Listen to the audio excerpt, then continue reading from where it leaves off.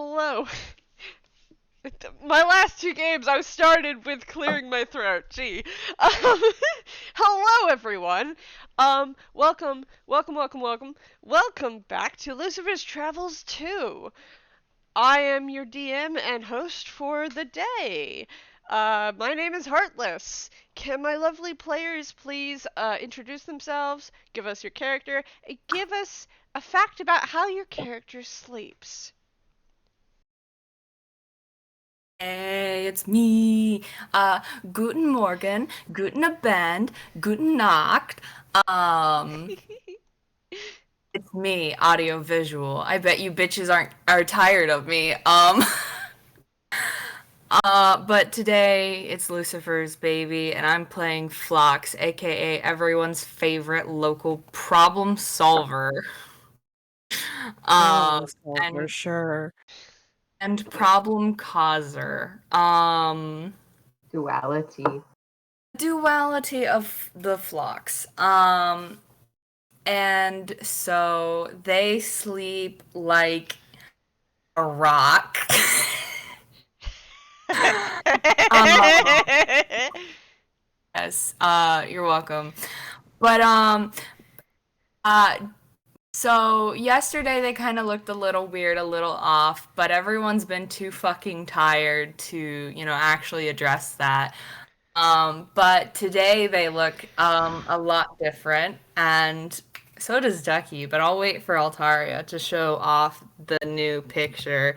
These aren't the fully done up refs. These are just screenshots because I forgot to do that this morning. This is what Phlox currently looks like. And they're waking up from being sleeping with the baby and staring at Gale all night, but actually they were just asleep. Could you please describe for the audio, because I did not, throw it up? Yes. Yes. So, Phlox's chest plate thingy that they wore has a lot more of the weird feather designs that it has before, but it still looks pretty much mostly the same. Their pants now have sort of changed a little. It has like these purple panels in them now. And they appear to have some sort of shards of white crystal coming out of around their knees and their shins. And they have a cute little bracelet. And all over their left arm and both pinkies are black stripes encircle their arms like bands. So I'm sure that's completely normal and fine. And they're just smiling. They're here to have a good time, a great time, everybody. And they're super awake, unlike apparently half of the group. I pointed at Altaria. Yes. Hello. That is me. I like to wait and make sure the person before me is finished, but apparently in my brain it feels like a shorter time than it actually is. I have no perception of time. It's fake anyway. But hello, I am Altaria, and today, unlike yesterday, I will be playing Ducky Claw. I had a moment there. The local, also Pokemon's bootleg. I tried to copy the ref over and failed. But I will describe it. I got it. No, I didn't. I opened it and forgot to actually do anything further with it. So when I copied it, it was text that it copied and not the picture. But yeah, so Ducky goes for the cuddle puddle whenever they sleep. And so I believe they were also in the cuddle puddle with Phlox. Yeah. Remembering. If I remember correctly, the baby kind of flopped down in a corner, and Ducky kind of flopped down on top of the baby. Because the baby is actually, very large now. Great paramies. too big My- to carry. My baby's growing up.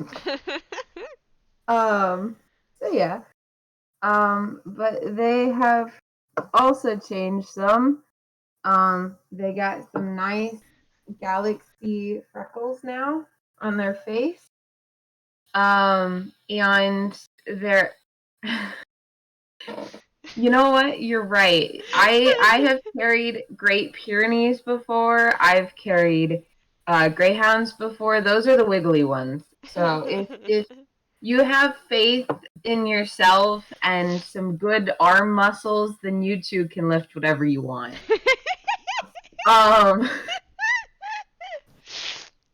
So Ducky's now got galaxy coveralls to go with their usual bomber jacket and bright purple lucky shoes. Wonderful. Yeah. I point at Sorte. Hello. Hello. I'm MalaSorte. I'm playing Carmiña Escornabois today, and I guess the way she sleeps is, I do not know if it's the bug browning instinct or the bird nesting instinct, but every bed she sleeps in she ends up stealing everything around her. So if you are in the same area as her, you either get stolen for cuddles or get kicked out. That's very funny considering the situation.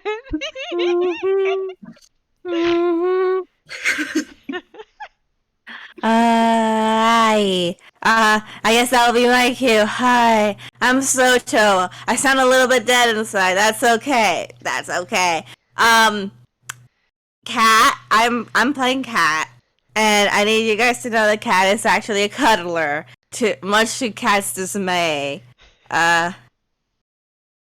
So that'll be an interesting combination. Because Cat right now is sleeping in Carmiña's bed. Because, FPS reasons. Cat is the blanket. Oh my god. Braided blanket crushes Carmiña flat. Carmiña's fine. Carmiña's a tune. Honestly, the Okay. best weighted blanket is just another person. Exactly. Mhm. Just listen. Just crush her soul. No! No, that's good. Okay. Unironically, sometimes you need someone to just crush the soul out of you. Exactly. Man. Enrichment. Yes. Anyway, Yep, just get it. That's it. last up is me. I'm the Jazzy's AAA battery, this side of the county line, or just Jazz for short, playing Sforzando as usual. And he went to sleep before everyone else did. Like, they all went out to eat, and he just didn't. And by the time they got back, he was already asleep. He didn't actually change out of a lot of his clothes, like, into full pajamas or anything. Like, there's the distinct feeling that he was just fucking tired. But he sleeps like a fucking log. He did not move. I don't know if Carmiña tried to steal his blankets, because They're he in very the. much claimed to bed to himself. Are Yeah, you Jack is- here? Oh no, Jack is in the other bed. Yeah. So unless Carmiña, before going to bed, stole the covers off of Jack's bed and himself, he still has his blankets. I mean, we always have to logic. I was going to say that normally he sleeps like a log, but he's also like kind of on instinct a light sleeper simultaneously, if that makes sense. So like if Carmiña tried to take his blanket, he would be able to wake up and go, "Hey." So What? Jack probably briefly heard in the middle of the night the sound of the window opening and closing. Oh boy. And then About again, it. later, the sound of the window opening and closing and the sound of cats. Don't worry about it. Don't worry about it. He's going back to bed. Anyways, Yeah, last time the cat's probably just noticed some rollover. Lucifer notices everything because Lucifer doesn't sleep. And that's something everyone has kind of noticed, that Lucifer, when everyone quote unquote goes to sleep, he usually scrunches kind of up into a ball somewhere a little higher than the ground. Like, that time he tried to sleep in a tree, and then when he came down, he broke his ankles. At least in here he can't fall out. He's a cat. He's Overwatch. I need you guys to know I briefly heard Altaria say, like a chicken! Yeah, I was gonna say that just to call him out, but thanks for doing it for me. I'm just like, you're like, Hey, he's a y'all. cat. I go, he who. Ew, this is the perching instinct. You're all birds now. We're all birds, we're all cats. This is a bird and cat show. It's just a fucking zoo. Yeah. Anyways, last time, you guys came out of the woods and came upon the town of Mokuzai. You guys, so you split up a little bit. Some Phlox talked with quote-unquote Grandma Mari, who is Rosalind's mother, about what the heck was all happening with Rosalind, and much to Rosalind's both embarrassment and chagrin.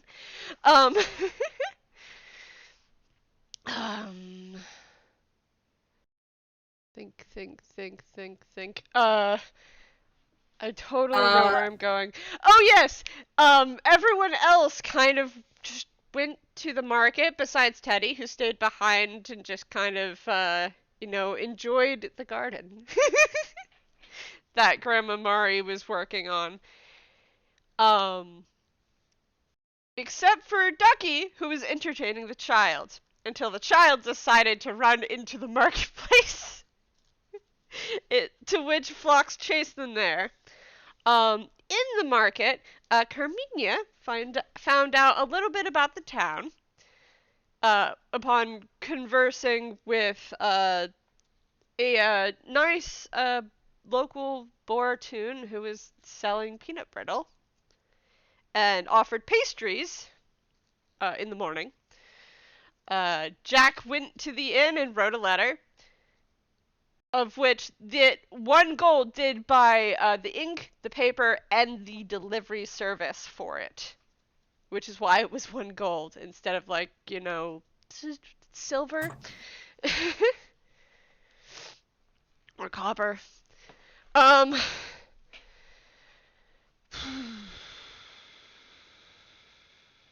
We knocked over a stand. Oh yeah. You knocked over, a bunch of things at the flower stand, making the flower My cabbages! making the flower-like tune irritated with you. And by flower-like tune, I mean, they have this, bushel of flowers around their head, and they're all dressed up in green. I point at Pokemon and I will look away. Altaria?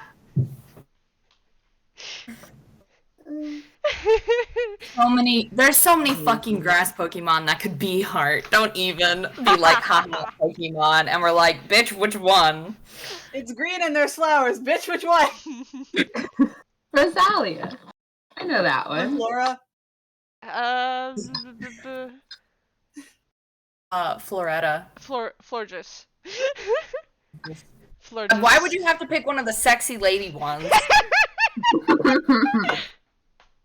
Because it's a fairy type. God. And in case you hadn't noticed, you're not that far from the Uncanny Valley still. This is a nightmare. Climbs on top of the fridge. Anyways. You guys all went into the inn eventually. Kat, Ducky, and Gail had a conversation. And then Kat found out from the innkeeper. I can word today. Kat found out from the innkeeper that they've been gone for 2 months. And the innkeeper called our fucking baby a dog or some shit? Can you believe this? She didn't know what to make of this situation. She's a real kind bunny person. Okay? Still, I don't think you should go automatically to pet. And Carmiña and Phlox did shots while no one looked. Yeah.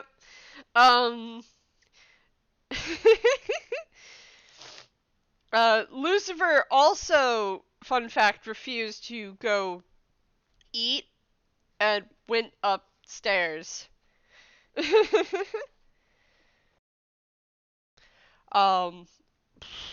Oh yeah, and during the night, Carmiña and Kat ran around the town as cats. There's gotta be a cat. Everybody wants to be a cat. Whoa. Everybody wants to be a cat.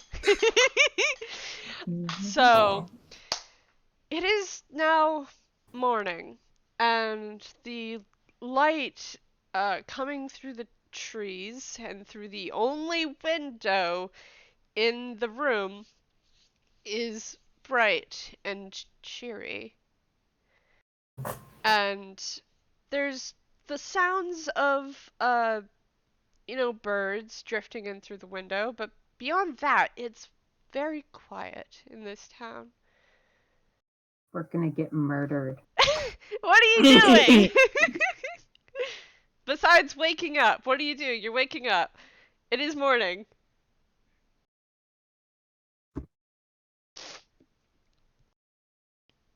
Phlox is rolling over and going back to sleep. Okay, you roll over and you're met with the child who is now licking your face.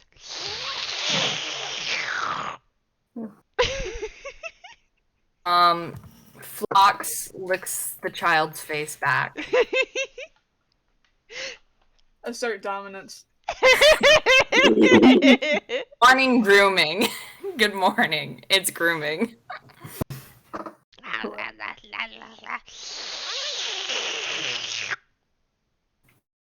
Don't know what's so tasty on my face. It's salt. It's a salt lick. Your face is salty. Do not crave that mineral.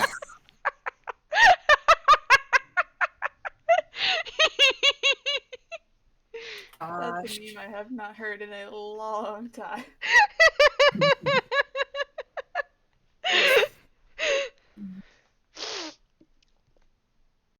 Phlox kind of like, my brain is saying Phlox kind of lightly chews on the baby. You don't open your mouth. Are you going to think better of this? Are you going to think better of this? Oh God, no, I, you know what? I'm gonna have them do a wisdom roll. That's a wild goddamn animal. It's like the freeze frame of like choose your own adventure games, like butterfly effect and such like that. Phlox has one thought rattling around in that head. Maybe this isn't a good idea. That's a nat Phlox 20. Yeah, Phlox kind of flops over and gnaws on the baby's shell. Just like the edge of it, just. The baby goes back. What a meaningful conversation. We're doing great. Carmiña, you're coming to wakefulness and you realize in your sleep you had pulled Kat over on top of yourself along with all of the blankets. Cat is dead. Still. Cat is probably drooling a little bit. Listen, as comfortable as this is, she might. She has made a promise, which is she needs breakfast. She wants. Sorry. She wants breakfast. You know what she wants breakfast. She wants food. So she's gonna try to get out of here. Okay. Roll me a athletics or acrobatics check. Let me see. Do I have anything? Yeah. This is gonna be acrobatics. Mm-hmm.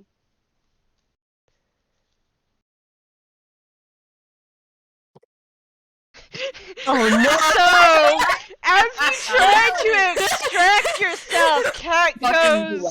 Not why. Cat curls further around you, and what does Cat say in his sleep? Put me in the spot. Is that what he says? Wait, no, no. Fuck. The brain work, please. This Cat would just be saying. I would have just like very mumbly said like 5 more minutes. Yes.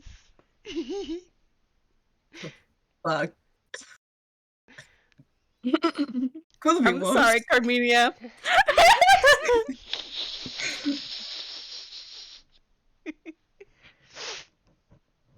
Carmiña has accepted her fate. So you stop struggling. We put the camera over towards Jack. I did type for things.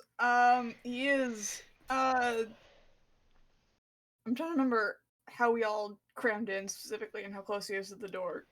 So, specifically, he would He took either the first bed, so he's if like he right by it. yeah, if he took the first bed, the second bed is closer to the window, which means that's where it makes sense. That's where Kat and Carmiña are currently. Gale is actually in between the two beds, and there's probably some space like beside the bed for Jack to like get up. But getting to the actual door would mean that you'd have to pick your way carefully around the legs of Ducky and Phlox. The baby's not a problem because the baby's legs are actually underneath or inside its shell. It's a turtle. Yes. It loves. It's a turtle.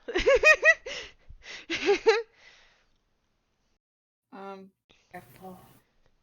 Yeah, he's probably just gonna go ahead, get up, try to get out. Mm-hmm. It's early morning, and he's in terms of like early morning stuff. After he wakes up, he tends to do like exercise kind of stuff. And has a whole routine. Yeah. He has a thing, but like this room is very small and cramped, so Yeah, there's literally He would no like to- room to do any he would like exercises to get out in before here. he tries to attempt any of that. So, are you going to try to talk to the people who are in front of the door? One of which does look to be awake and is chewing on the baby's shell. And the other, is Ducky awake by this point? Ducky is awake and trying their best to pretend they aren't because they're trying to ignore the sounds of licking and chewing on their other side. Like an old man with a bone chili in the Exactly. They prefer to not be here.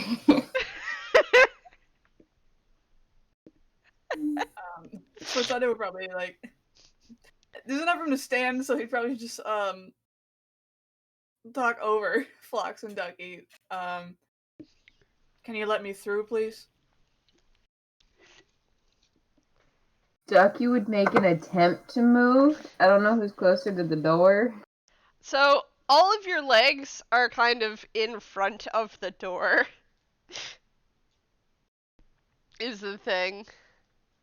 'Cause unhelpfully so, the child came in and then flopped. Yeah. Everyone else stepping over the child. This just kind of curls up into a ball. You're welcome. Ducky's gonna get up and go flop on top of Cat. Carmiña, you feel a little more compression and realize that Ducky is now here. Her first instinct is to think, oh my god, these kids nowadays grow so fast.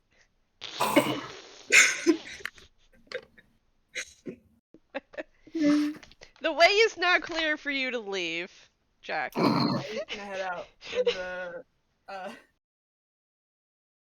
don't know if it'd be the main room. I don't know which would be a decent place to.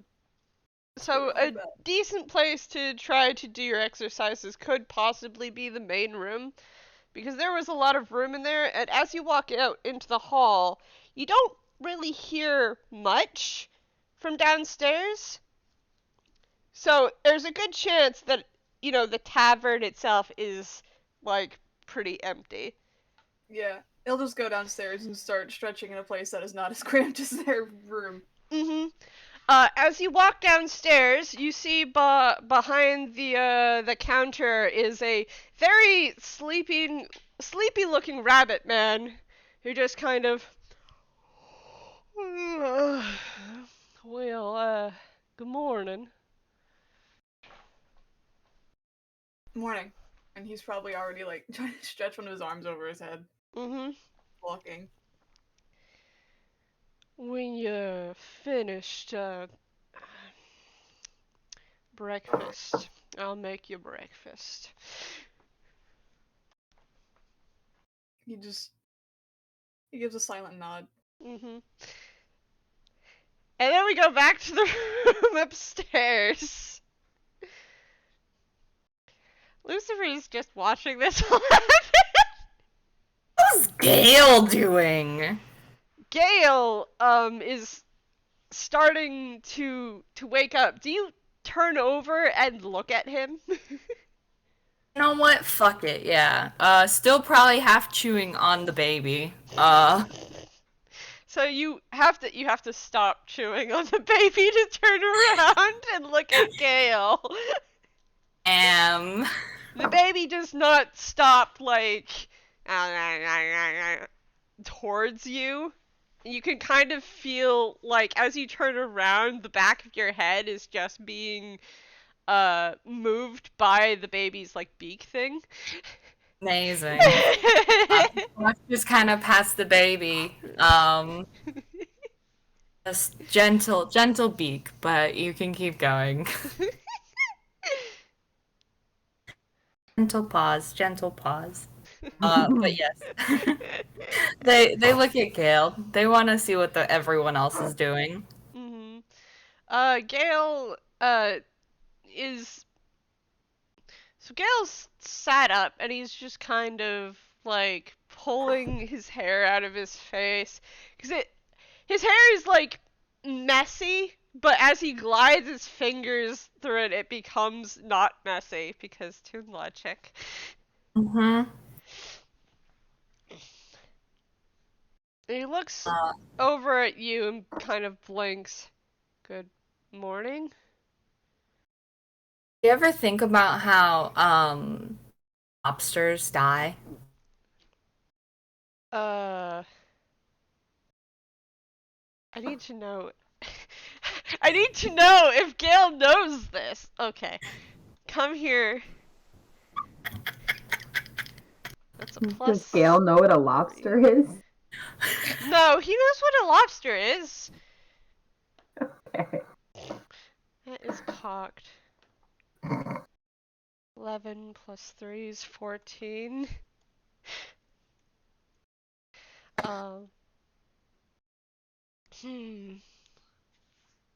He's just like, he looks at you and just kind of tilts his head.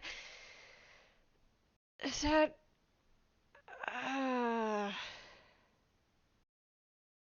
why is that a question? Because It's very clear that his accent suddenly changed. you know what? That's not Phlox's problem.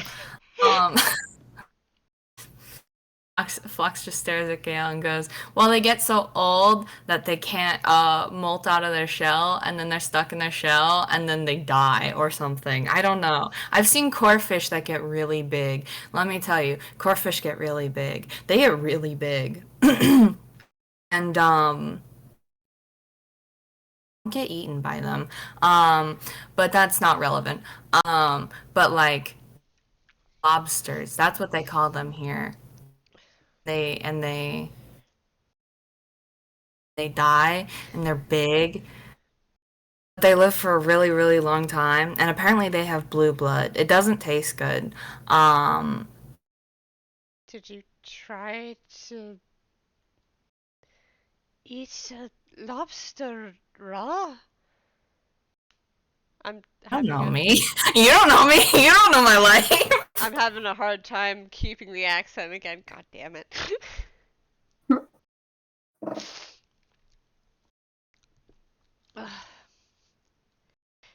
He just kind of shakes his head like, okay, and just kind of gets up and starts rolling up his bedroll.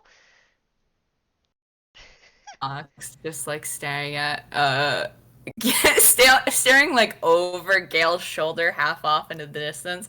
I had a dream where you got eaten by a lobster, and it was weird. And Ducky was there, and the baby was there, except the baby was like really small, and I was carrying the baby around like a tadpole, like in my hands. And you got eaten by a lobster, except it sort of looked like a corefish, except it was shiny. I don't think you know what a shiny Pocalorian is, but I don't care. And it ate you, and it was weird because don't think they have mouths like that. And then like Lucifer was really upset, and then there's this whole thing with a giant dog. Why would I... You hear from the corner. From where Lucifer had been like curled up on the chair.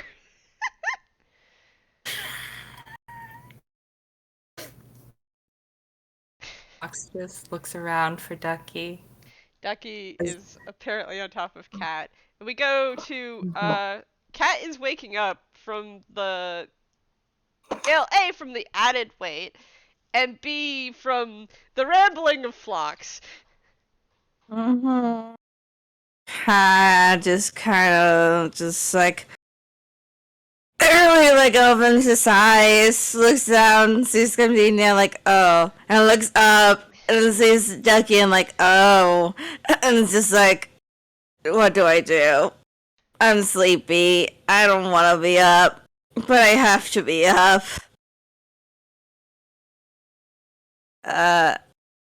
He's gonna very slowly try to at least not add too much weight into Carmiña. It's too late.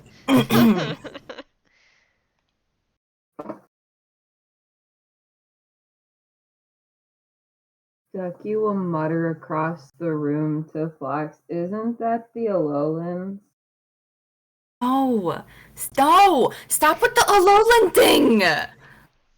It is though. It's not! They're specifically from the moon, the one moon. With the blue, you know? I mean, it depends on whether you consider the Ultra Beast Alolan or not, I guess. From another dimension. What's a dimension? Gale just goes,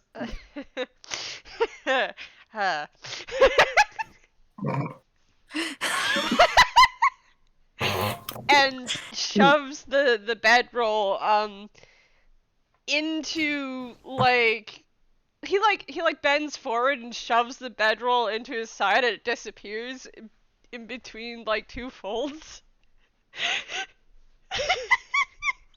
Yes, it does. Yes, it does. Yep. And twos.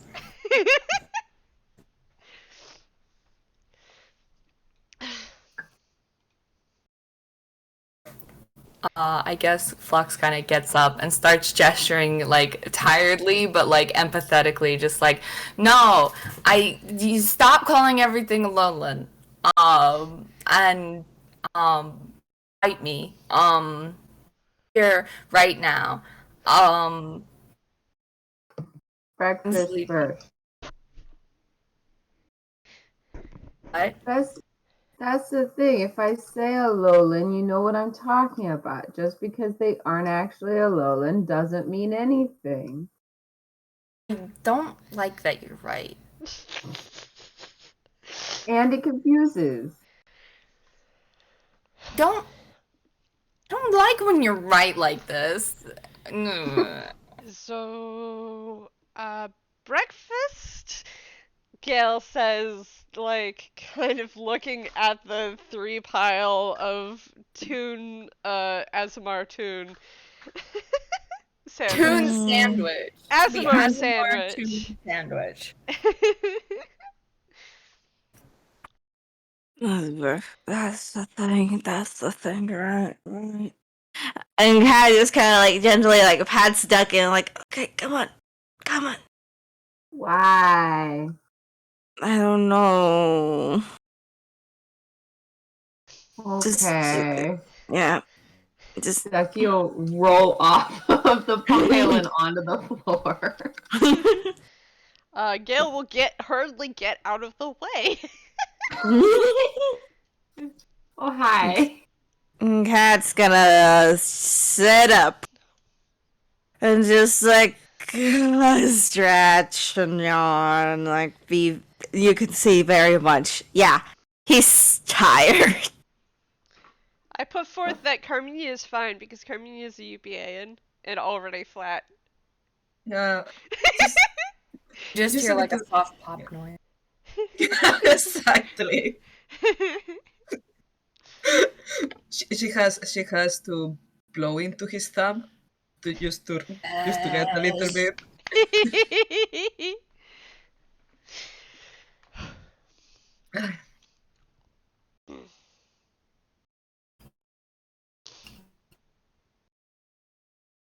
Are you? Lucifer just kind of hypes up. Are you going to discuss what we're going to do today at breakfast? Because if so, or if not, I'll just stay up here. Lucifer, do you... No. Kat, you go ahead. Probably smart to discuss what we're gonna do. Since we got new information, that's been 2 months, and well, we have 2 things to do. So that'll be something. Think they have coffee grounds I can eat? Fluffy sounds really good right now. Do you think they have beans for you to eat? Coffee beans. Wait. Don't think they're supposed to eat the beans, but you're you, so I'm not surprised. That's funny.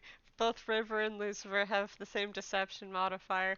I didn't realize I was looking at River's sheet.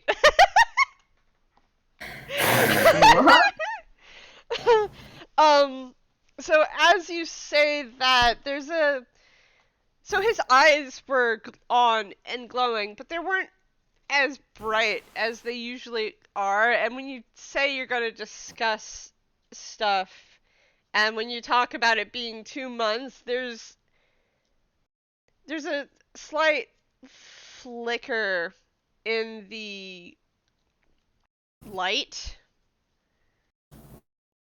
but it's more to the fact that it starts flickering when you say you're going to discuss stuff at breakfast. And he's like, all right, I'll get up. And he starts pulling himself out of the chair.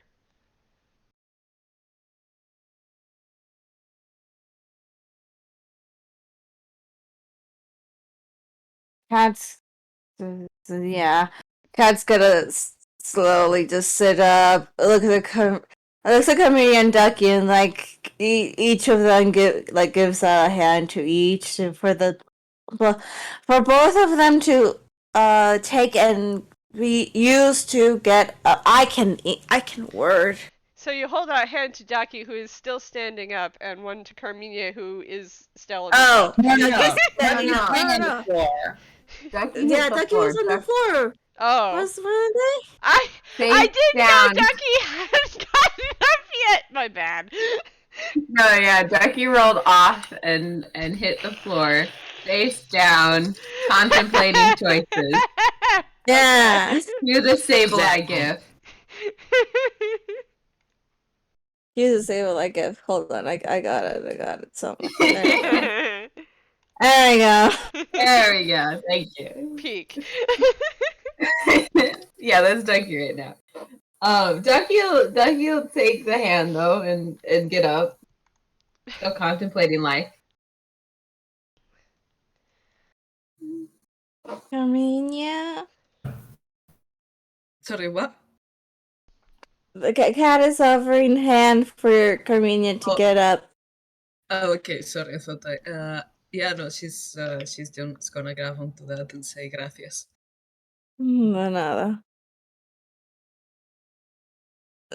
Everybody's well, I am not. I am. Yes. Everybody up. Good. Should head downstairs then.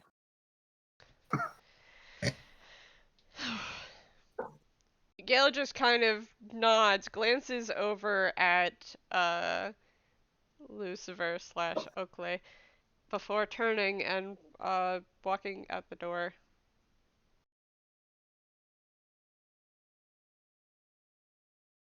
Phlox is gonna walk over to Lucifer and lean on Lucifer and go, Lucifer, do you ever dream that airplanes in the night sky look like shooting stars?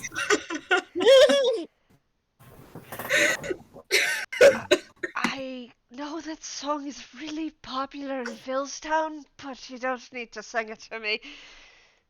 And as you're leaning against him, he is gripping onto the chair, and you can tell he's shaking a little bit, like he's trying not to fall back down. Oh my god. Doodle.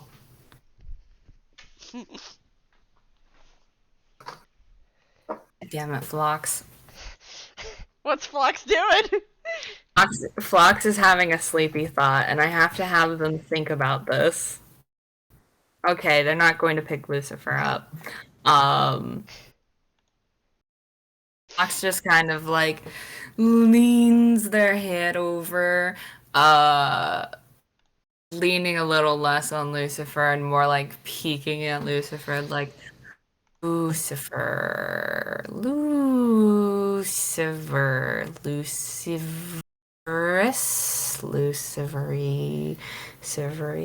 Savali. Savali? Did you not get sleep like those two fools over there? He says, gesturing towards Kat and Carmiña. I slept. I'm just having a great time in your company. And also, this is funny.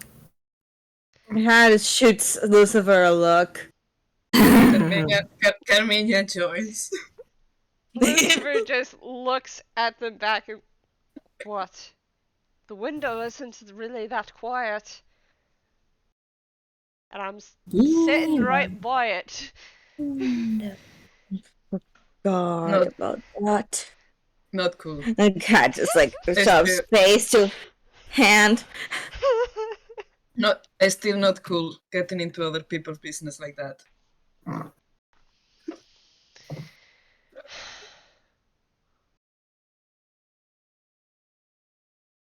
I don't know how you opened the window with your paws, but that was pretty interesting to watch.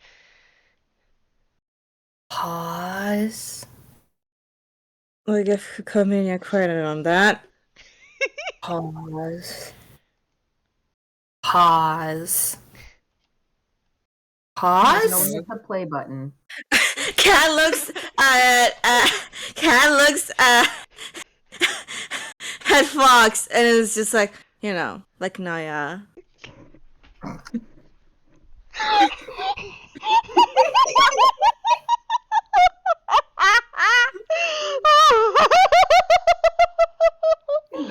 Yeah.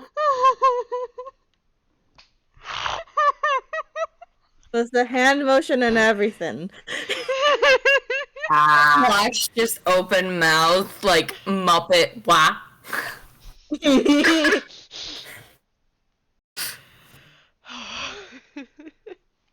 Lucifer, I've created a monster. Lucifer, I've created a monster. And now you must rape what you son. Lucifer says, kind of just like gesturing.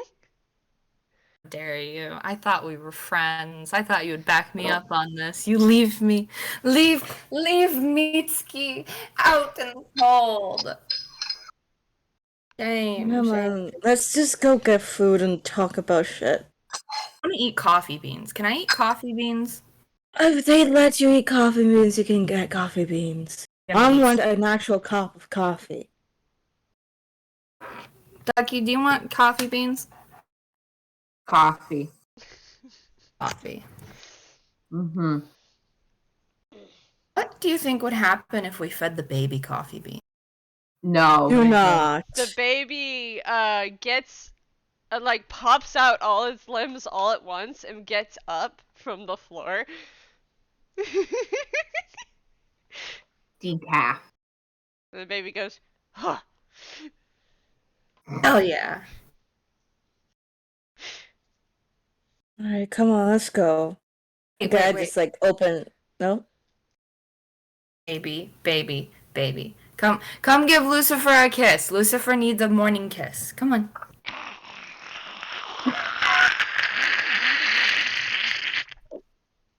No. Yeah! Come here. Give One Lucifer a Pokemon big noise. lick. Lucifer is just very, Lucifer looks at you, looks at the baby who's opening its mouth and hissing, and looks at you again, Phlox, and goes, "You're trying to kill me now, aren't you?" I mean, I could make a really funny joke here, but I'm gonna keep my mouth shut. Baby, do you want to eat some coffee beans? The baby goes, Oh yeah, let's feed the baby coffee beans. Decaf. I'm not taking care of the baby if you're going to do that to it. No. We give it to Sforzando. He already has been going through it. Have you not noticed? The baby Exactly. turns around and starts knocking its head against the door, which is still closed. The cat just like cries and like, all right, come, just here you go, We and need opens the door. As soon as you open the door, the baby goes, "Ha!" and then starts running down the hall. Your problem. Baby Lee. Cat, And can't that's believe you've done this. and that's without coffee beans. That's without coffee beans. I suggest you do not feed the baby coffee. I never said coffee. I said coffee beans. There's a distinct. Don't feed the baby coffee beans. Why are you? I know what we can do. We can feed Gale to the baby. No. Downstairs, Gale, sitting at the bar waiting for food, just like shivers. And there's the distinctive thump, thump, thump, thump, thump as the baby Yep. goes down the stairs. And Cat starts like walking out the door and just like, what do you even have against him? I don't know. I'm very excited to find out, though. Cat shakes head as, and now he's actually heading down. Mm-hmm. So, is everyone following? Mm-hmm. Yep. Mm-hmm. Okay. Lucifer just leaves the room last. Need you to know Phlox is harassing him. I was gonna say, Ducky would have stared him down to be the last one out. Okay, so Lucifer waiting like at the door for Ducky. Ducky staring at him. Lucifer, fine. It's just kind of shakily walks out the door. The door. Ducky narrows their eyes a little bit in his direction, and will follow. You can't tell me that something's not wrong. I'm Does fine. Lucifer need snack? No, I don't. I don't. I don't. Have any Did you get boo-boos? hurt? No. Is it a mental emotion? Wait, fuck. It's an emotion. And Lucifer just kind of looks at you like the lights are flickering and then they come back on like steady, and he's like, "Can we just get this over with?" Are you going through mental or emotional upheaval right now? No, it's just very uncomfortable here. What? Do you think the ground is consecrated? As you're Consecrated. struggling to say the word, you guys make it downstairs. Sforzando is here and he's doing exercises. One-arm Gale push-ups is at the moment. what? One-arm push-ups at the moment. Yep. Gale is eating. The baby's eating too, off of a plate that's been placed on the floor. Because. And behind the counter is a sleepy-looking Haragon, who raises his hand kind of halfway and goes, "Howdy, breakfast." Thanks. Yeah. Cat just gives like a very polite nod. He just kind of sleepily bobs his head and turns around and lumbers back into the kitchen.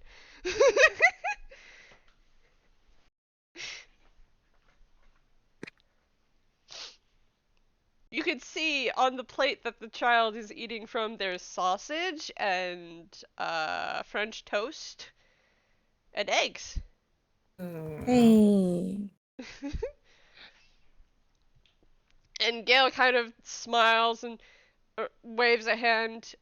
So you wanna grab a table? Yeah, probably best to grab one. Just kind of nods, picks up his food and the glass of water he'd been provided, and shoves off of the stool. This place is dead besides you guys. There's no one else here. Amazing. Wonderful. Cat's gonna take a table, I guess, closer to the kitchen so the guy doesn't have to take a long walk towards them. Mhm. He's just gonna sit down, plop down there, and just kind of lay his head on the table and like covering it with his hands, like arms. You know the thing you do in school where it's just like, yeah, that. Amazing. Lucifer is just kind of gonna.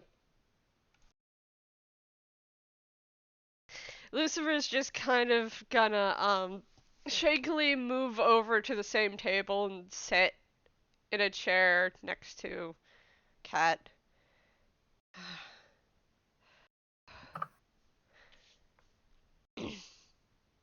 Phlox is going to put their plate in their mouth. They don't have a plate yet. Did they pull a plate Yeah. from their hammer space? No, you know what? Phlox is gonna like slowly drag the baby's plate closer to the table so the baby feels involved. As you slowly drag the plate, the baby just kind of crawls after it along its belly, eating food from it as you drag it. Amazing. And once the baby's close enough, Phlox is going to turn to Lucifer and loudly announce, "I am going to do a medicine check on Lucifer." And Lucifer is just gonna be like, "Don't, what are you? No, it's fine. I'm fine." Phlox is gonna do a medicine check. Not one. So mean. You reach up and you kind of like pull back his hood, and he's like, "Stop it!" Phlox just like pokes vaguely in the direction of Lucifer's face, just like, the results are inconclusive. Ducky, can you do a medicine check on Lucifer? His flesh feels cold and clammy as you're poking at his cheek, and he's like, "Stop! Quit it!" Gross. Ducky was thinking thoughts, but Ducky will come over and like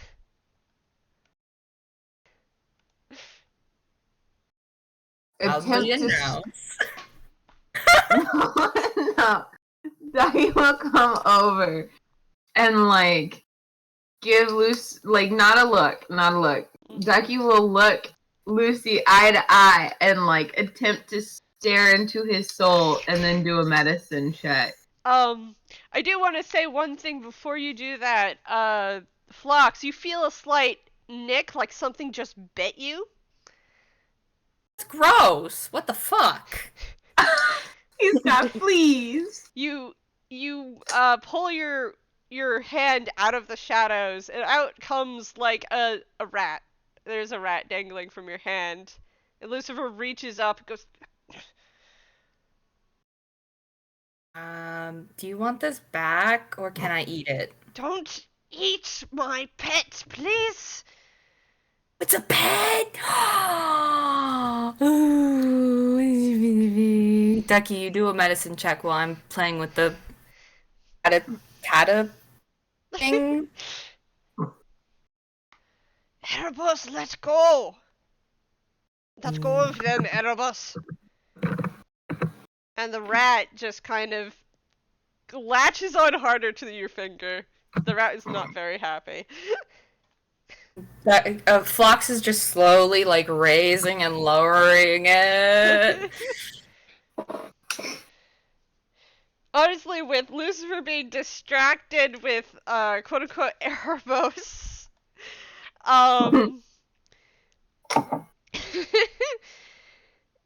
you're, much more easily able to, like, lift up his hood a little bit to get a better look at what's going on.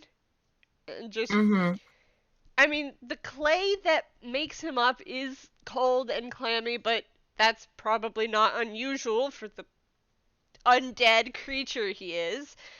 But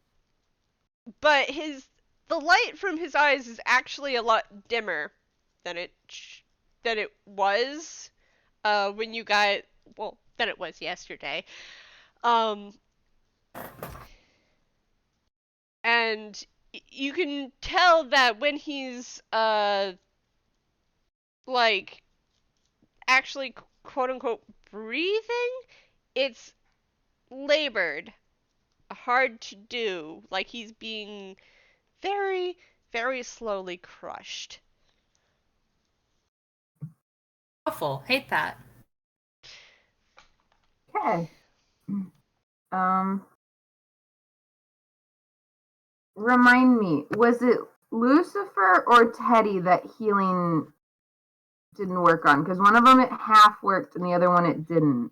So it was Teddy before Teddy You don't know the situation with Teddy now, Mm-hmm. because Teddy is now very different and actually speaks.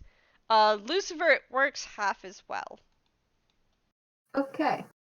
I just realized that if Lucifer didn't sleep last night, that pecker didn't take a long rest.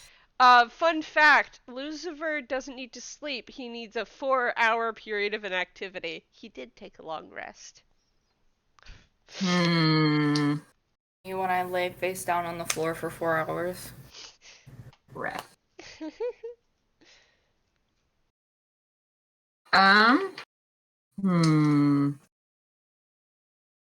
Ducky will, have you noticed the breathing bit, will have reached down and gently poked him in the ribs. What'd you do that for? Uh-huh.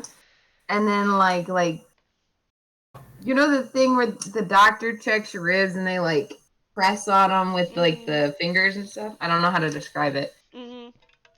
A little bit of that, checking for anything up with any of them. I mean, you Does press Lucy you press down a little bit to try to feel if any of the ribs are cracked. Mm-hmm. And there's a kind of slightly noise. But Lucifer doesn't seem to flinch at all, and he's like, "What are you doing?"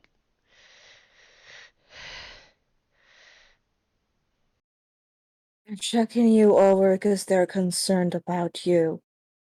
I don't need it. I'm Congrats. fine. Ducky was poking at you. Ducky's gonna cast Cure Wounds, level 1, to see if that fixes the crunchy bit.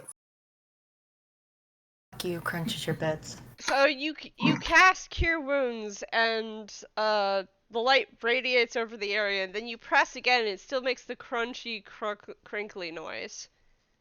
Stop. Why do you sound like Space Rice Krispies? Because I always sound like that. Now quit it. I don't think that's normal. And he smacks at your hand. Probably best if you guys did this in a private place if you want to do it like this. As Kat says that, there's a kind of pad. It's like, I don't know how to describe it, because he's not hopping. No, he should hop. There's a quiet thump from the kitchen, and here's your food. Thanks. There are plates enough for everyone, including Sforzando. And Phlox is gonna hide the rat behind their back. Thanks. Do you have coffee by any chance? Coffee. Wow. Can't switch to the different accent. Yeehaw! Yeehaw.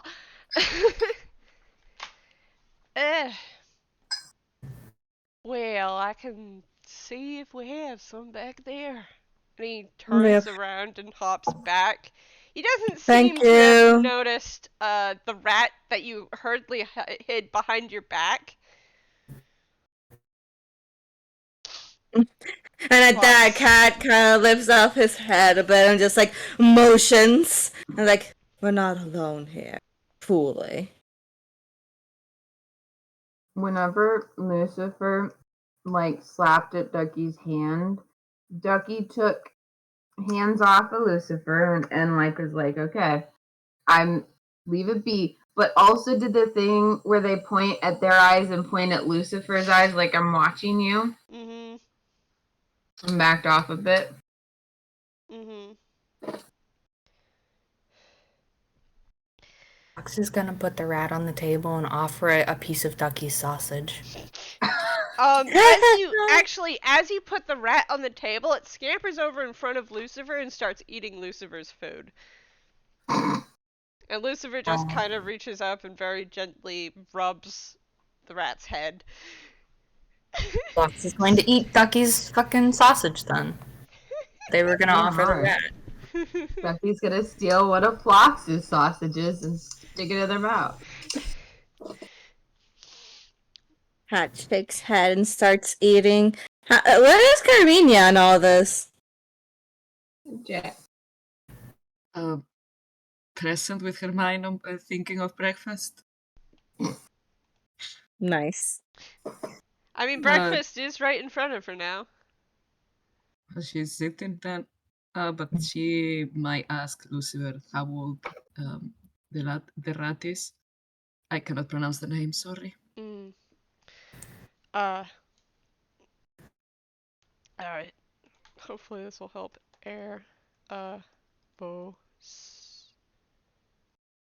Like that.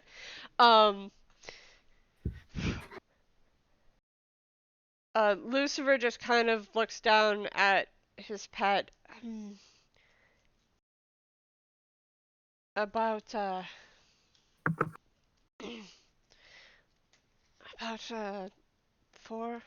or 4 years old.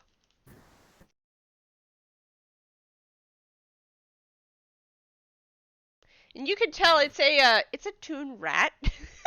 So you're not entirely sure how long toon rats live.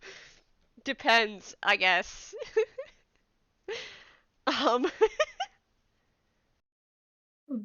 They look well careful, so Carmiña is just gonna nod and go back to her plate. Mm-hmm.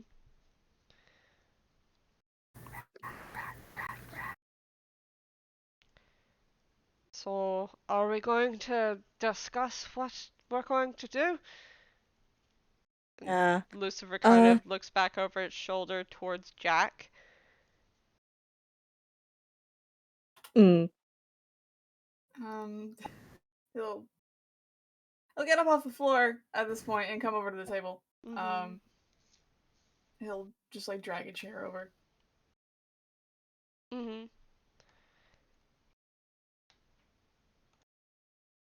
He didn't say anything, but he does, come closer.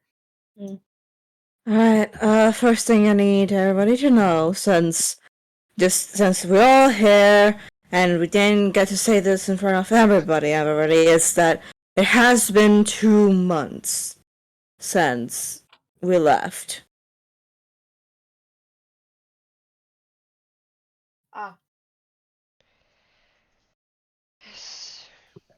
It was kind of hard to believe for me at first too, but well, a friend of mine kind of he yelled at me over it. Lucifer says. So it's probably true.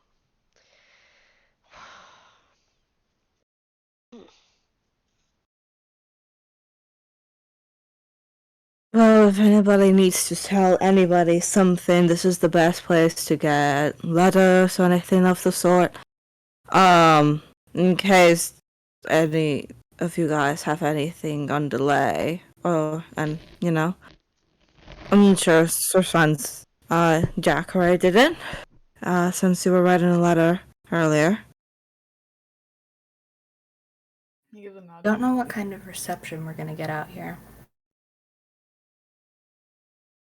It is the middle of bumfuck nowhere.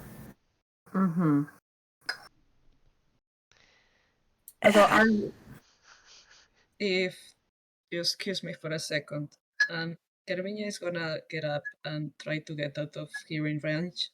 Okay, you go outside? Are you gonna walk further? No, that she's not gonna go to... she's not just gonna left. She's gonna cast Animal Messenger. Okay. Yep, so as you walk outside, Marketplace is kind of sleepy, but it's starting to start up, and this tearful toon is holding this shattered bonsai tree in his hands and talking with the flower toon that had their pot like decimated by the child yesterday. He's like, I don't know what happened. I think it was the raccoons. He's very upset.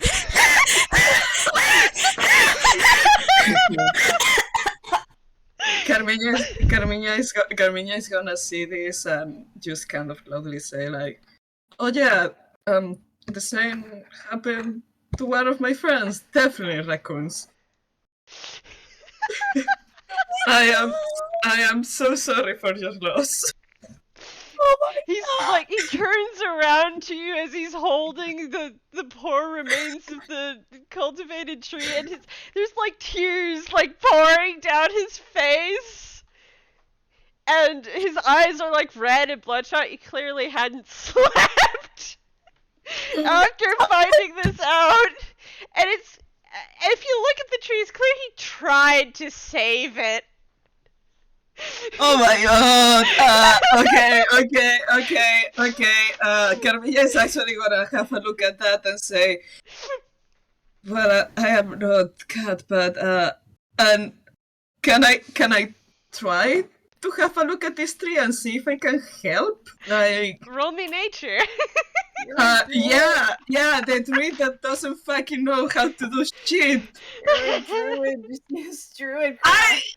Oh wait, true. I do have Toothcraft now. I do. Okay, thank you.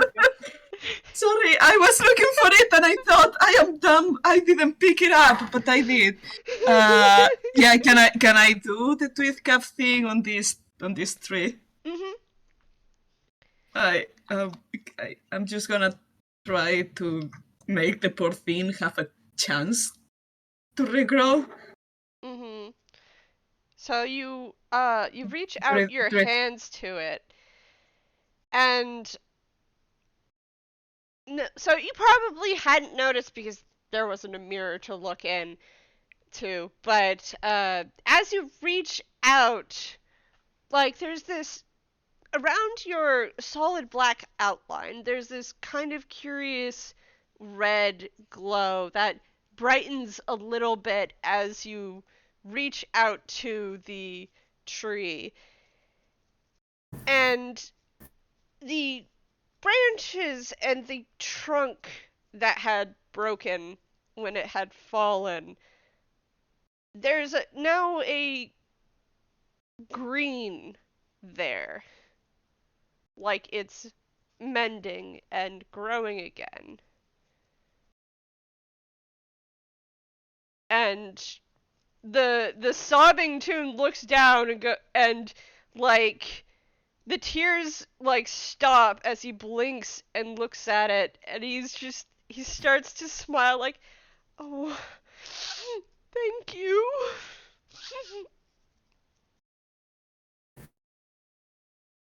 No, but Happy, she's kind of like confused right now because she has never done this before. And she's like, oh, cool, don't be too mean in those raccoons. On those raccoons, yeah. And he just kind of cradles. So it's still in the shattered pot. He probably came here to try to see if the tomb behind him could help him at all save it. He just kind of cradles the shattered pot to his chest very carefully. I'm not gonna put you on the ledge again, dear. Not when I'm going to sleep, he says to the tree.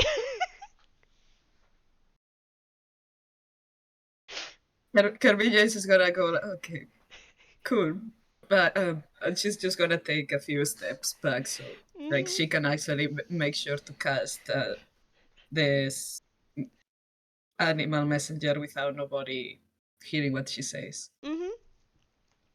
So you cast Animal Messenger, and a tiny blackbird flies down to you.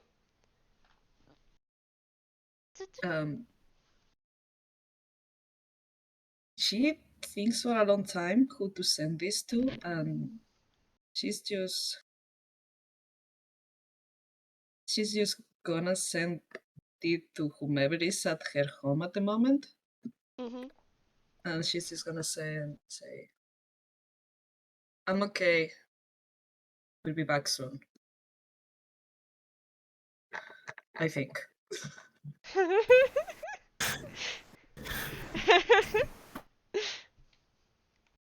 And when you're finished, the little black bird goes "Tit, tit," and just like nuzzles against you before taking off and flying off towards your farm.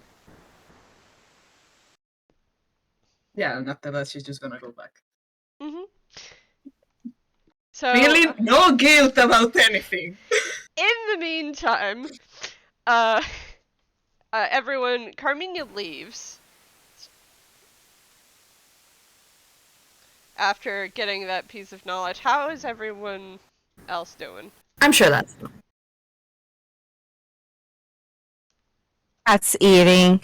Cat's giving everybody a bit of time, and especially with Carmiña leaving now, and it's like, yep, Mhm. just yep. Sforzando probably like does the thing where he just puts his face in his hands for just a moment, rubs, and then leans back in his chair. Cause God. Yeah. The Haragon returns. Brush. Well, I brought you a pot 'cause your whole table looks like you might be needing it. Thank you, much appreciated. He very carefully puts the pot and like a number of glasses for everyone except for the baby onto the table. And he glances over at Luciver and he says, "Well, that's a nice pet you got there." And he turns and starts to hopping away again. Nice. And Lucifer's just kind of, okay. Just Weird say up. thank you and move on.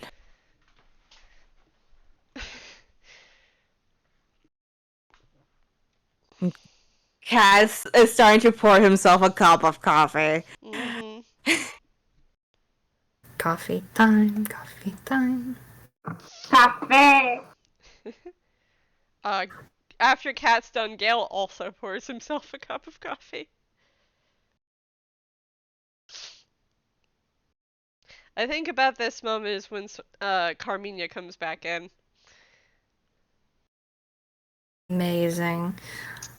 If anybody asks, it was the raccoons. Cat blinks and just like, and then slow, yeah, sure. Raccoons. Raccoons!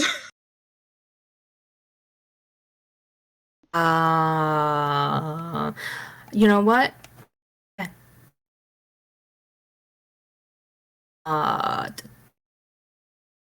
Phlox is gonna filch the coffee pot once Gale is done and slide it towards Ducky. Mhm. Ducky will fill a cup and start drinking. Coffee, coffee, coffee. Coffee, coffee, coffee, coffee, coffee, coffee, coffee, coffee, coffee. Yeah. Everybody good now then? Yep. Anyone else want the coffee pot or? No. Yeah. Phlox just gives it. Phlox just lets Ducky keep it. Carmiña said yeah. Oh. Carmiña just sees this and goes like, okay, no coffee for me today, fine. No. Ducky will pass it. Ducky will pass it. After Ducky passes it, Lucifer just gives like a. When you're done with it, could you pass it over here too, please? Oh, yeah, sure. Whatever coffee's left is sent over there. Mm-hmm. There You can was see she enough was. coffee in the pot for everyone to have a cup. I'm going to stress this more than enough. No, but listen. If you are the last person drinking from the pot of coffee, you have to drink all the coffee. That's fair. Carmiña was definitely going for a big pour there.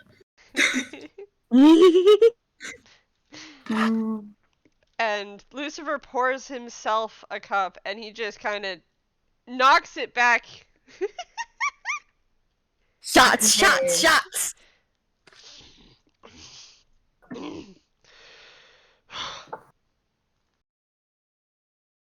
Alright then.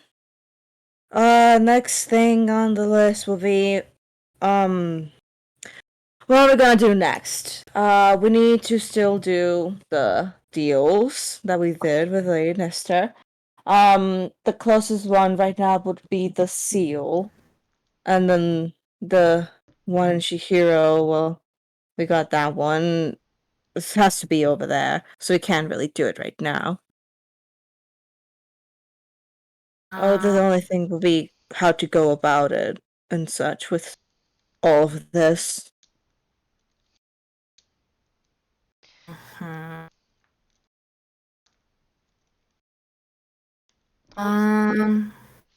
Don't someone have to talk to Arena?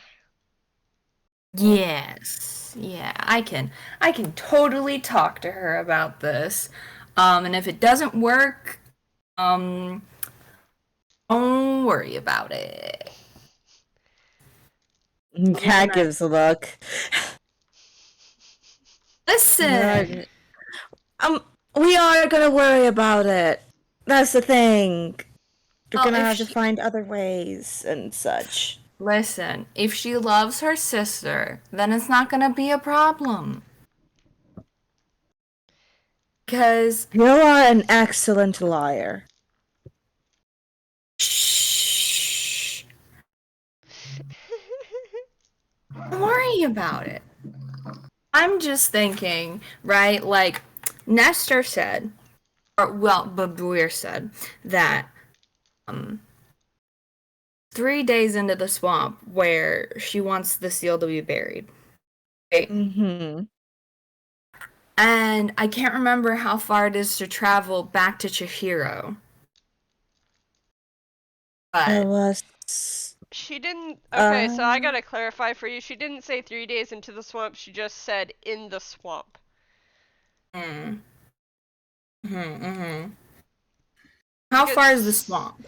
So the swamp is 3 days from Mokuzai, just like Chihiro. Right now we're in Mokuzai. So it's 3 days to the swamp, right? Mm-hmm. And we still got to get from here to Chihiro, Mm-hmm. right? So it's like, how long do we want to take in this? Do we want everyone to travel 3 days into a swamp just to bury some seal? Or do we want, like, some of us to go there? Or, like, you know, because it's going to take forever. Because if you travel 3 days to get to the swamp, you're going to travel 3 days back. You know? It would probably be easier if, like, I don't know, maybe only a few of us went. Probably to split the party in the middle for the ones who want to go then. Because I don't want anybody to be down on numbers that severely if it's like 2 or 3. Like, just 2 people going to the swamp because we don't know what's out there. And Lady Nestor did say it was going to be harder. Yeah.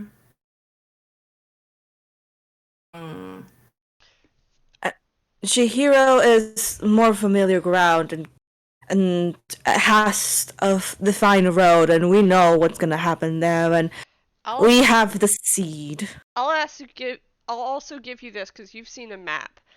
The swamp is like half a day or a day away from Chihiro. Okay. So it's not like opposite direction, it's like detour. Yeah. Okay. Alright. Okay. Yeah. Okay. So it adds so if you were all to go to the swamp, for example, and then leave and go to Chihiro, it would only add like a half a day or a day to your journey, depending on how fast you move. Mm. Mhm, Okay. mhm. And like before, you can move quickly along the road until you get to a point where you would have to split off towards the swamp. Mm-hmm. Okay. We start heading towards Chihiro. We could have a group with probably maybe Rosalind, unless Rosalind wants to stay here. Or we can take Rosalind to Carrie so Carrie can see, because they still need to talk. Mm-hmm. Because Rosalind definitely needs to explain some things with Carrie, I feel. And so we could have like part of the group split off and keep road towards Chihiro and have some of us head towards the swamp. And then we can meet back up at Chihiro.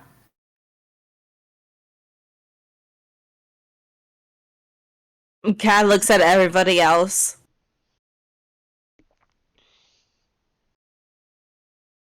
Phlox also looks at everybody else. You want to split the party? Listen, we have the baby, and we have Lucifer, and we have Rosalind, and we have Gale. Like, we have so many people who aren't like, well, I don't know about Gale, but, you know, it's not exactly the most combat-oriented group we have with half of these guys. So, Gale you know. pipes up and says, if I'm not on the front lines, I can deal with things. Honestly, not alone, but I'm not an invalid. Neither's Lucifer, but there's no need to be so snippy. Listen, the only time we've seen you in a fight, you were getting chomped on. So, like, you know, excuse me for being a little hesitant, you know? In case you don't remember, you were also getting chomped on by that monster. Yes, but I stayed conscious. So who's the real winner here? Barely. If you call that conscious. I'm just gonna say that Carmiña is wincing at all of this. Man. Regardless of who can punch and fight real good and not get chomped on, you want to split the party because we've got a big group. You might actually be right. Yeah, not to mention, Hate it. do you want the baby to end up in the swamp? I think if we took the baby to the swamp, the baby would become one with the swamp and we would never see the baby again. Exactly! It's not good. Only the question of who wants to go to the swamp then? Gale knocks and raises his hand. I mean, I definitely have to go, considering a few things. Yeah. Ducky's going to put a finger on their beak. How dare! How dare you abandon me, Vod! Vod, you abandoned me! But I think you'll be just fine. I will also make the point of, and Ducky will point at themselves and say feathers, and then point at Phlox and say rock. This is Phloxphobia. How dare you, Vod? I thought we had something. This is not the way, Vod. I think you'll find it is the way to eternal peace and happiness. Die. This is fine. This is in fact the way. Lucifer just kind of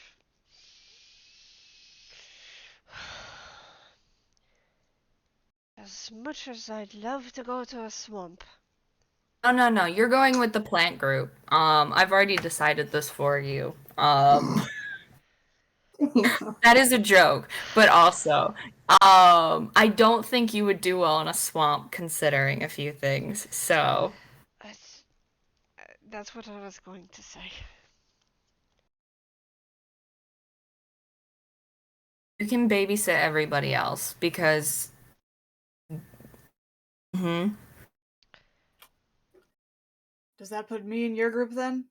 He says. Only if you want to. I mean, I'm sure me and Gail would be fine, I think, maybe. Confident. No. But no. Yeah, he's not leaving Phlox alone with Gale. Amazing. Terrible idea. I think it'll be brilliant. How much can you burn down in a swamp? Lucifer is going to look over at Kat and go, Kat, are you gonna go with them to the swamp? I mean, when we meet up. Depends. The cat looks like Carmiña. Where do you want to go?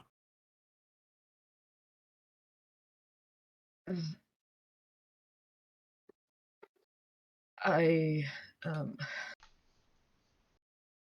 choose I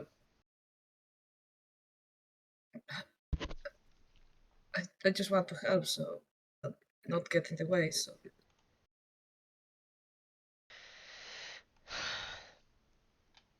You're never in the way.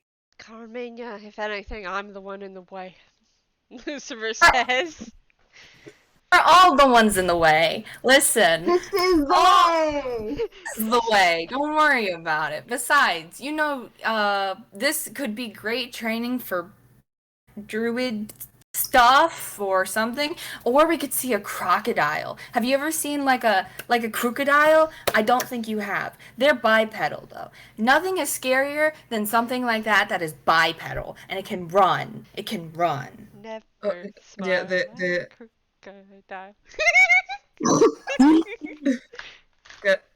Carmiña actually perks up at the mention of the possibility of training, and then gets a little bit weirded out about the crocodile thing. Like, what?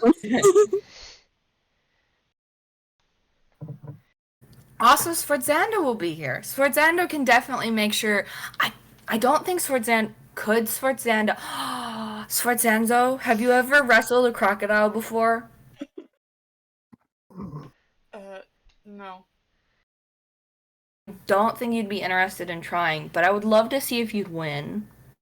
Cat kind of leans forward towards Carmiña and just like, if you see a crocodile, you can turn into it.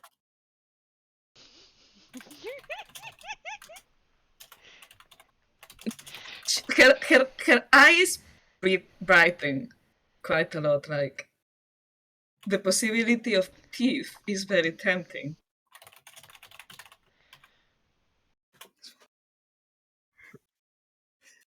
Do you want to go to the swamp? Or do you want to go with the seed group? Carmiña is definitely gonna say that I wouldn't mind going to the swamp, if that's okay. Swamp party! Alright.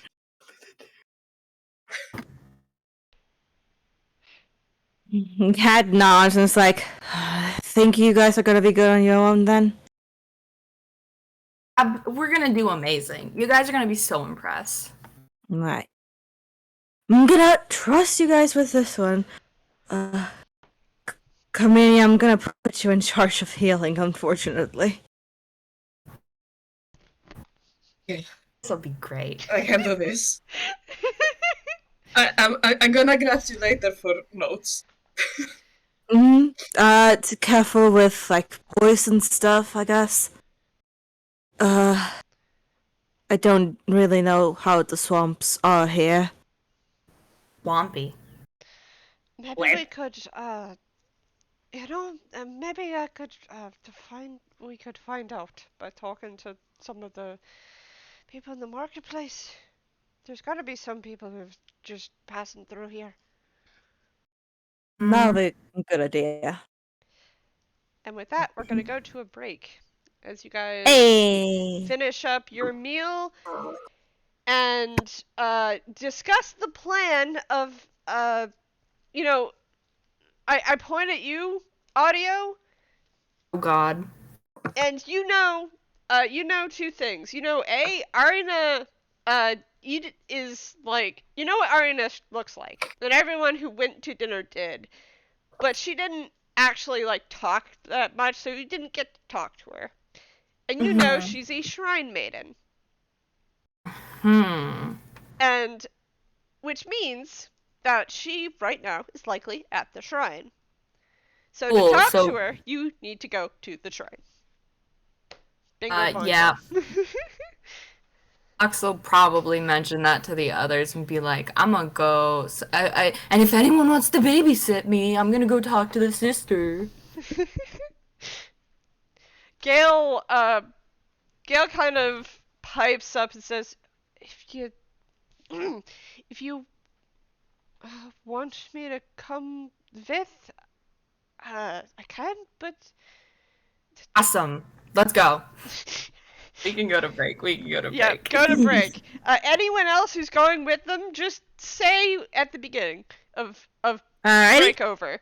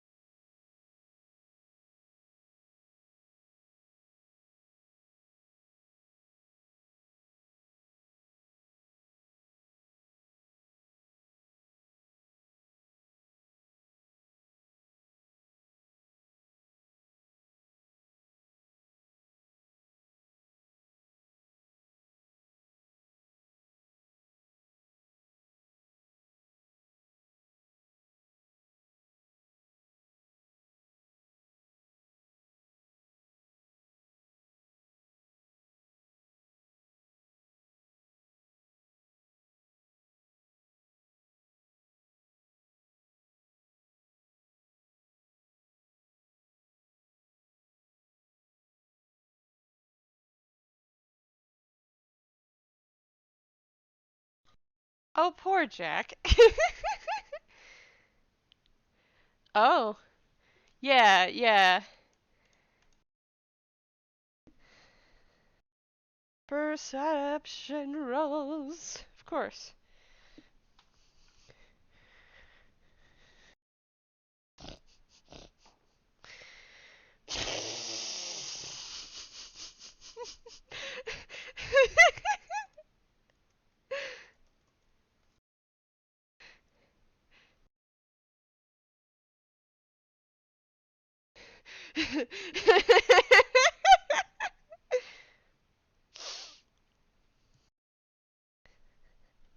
I'm laughing because I was like, oh, Gale has a +6 to perception. Rolls a 4. Ha! Get wrecked.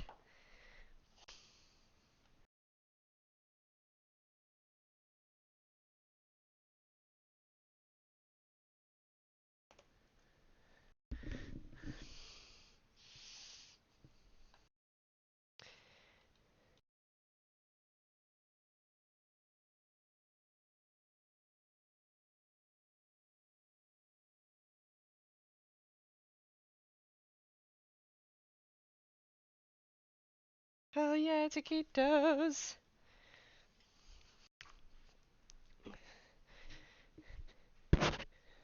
Let me make sure I have more water.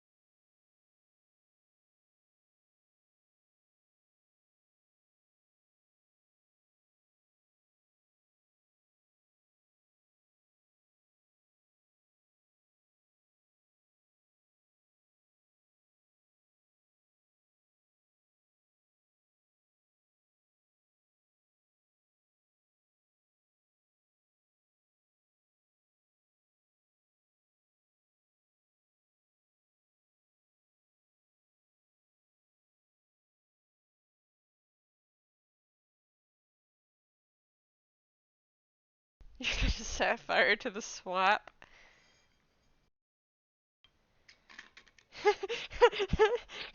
Today we set fire to the swamp.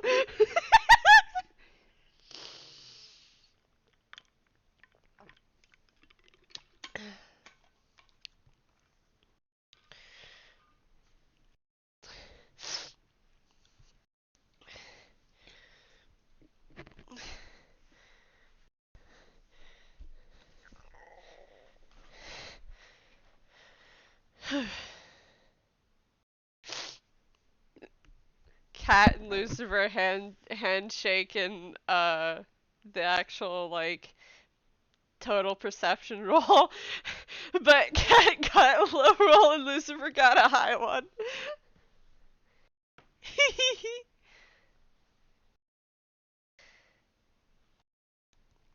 Ah, yes.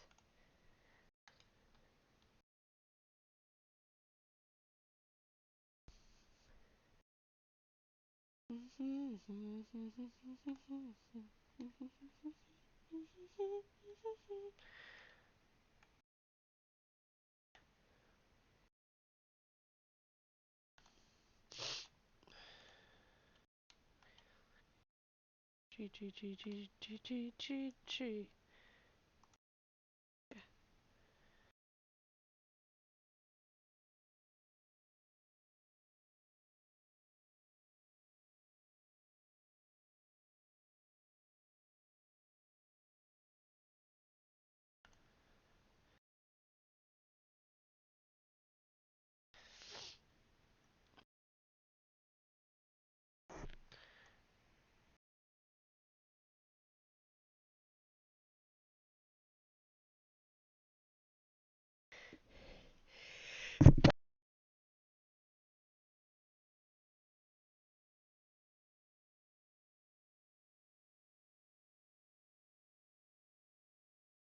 good.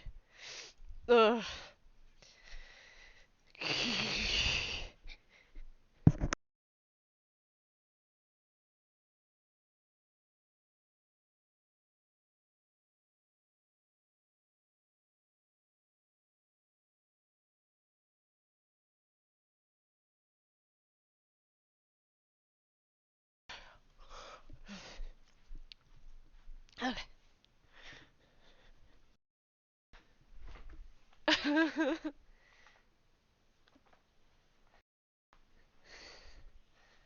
Oh, puppy.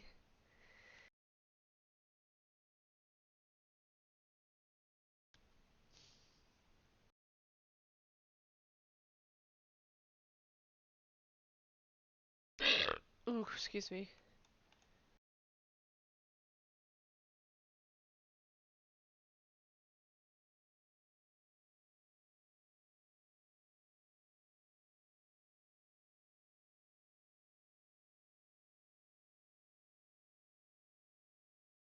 Puppy. Oh, poor buddy.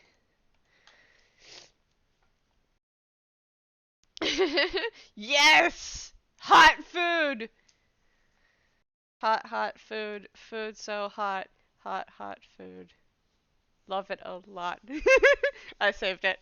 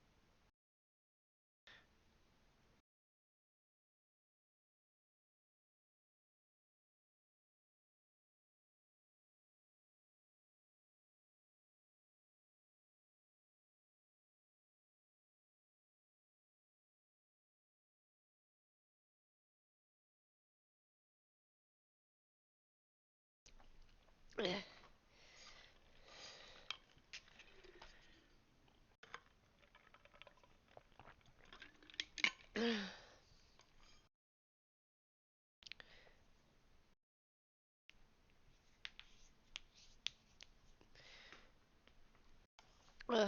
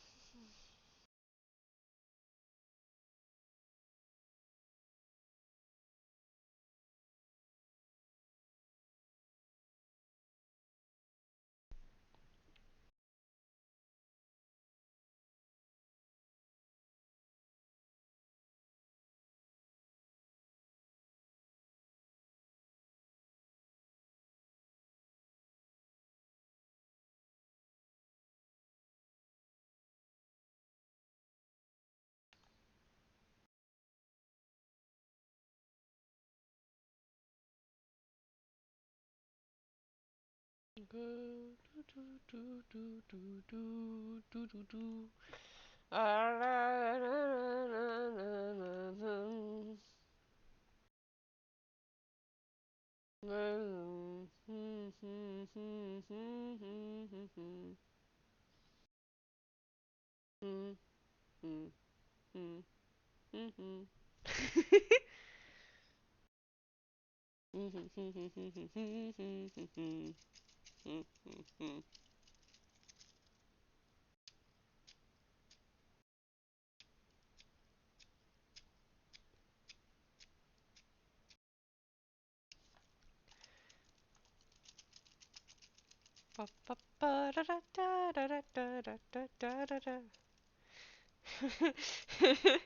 hope you guys like the return of Bonsai Tune from your FPS.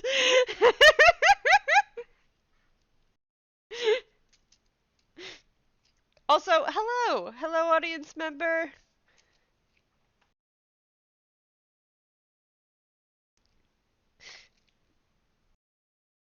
Thank you for joining us.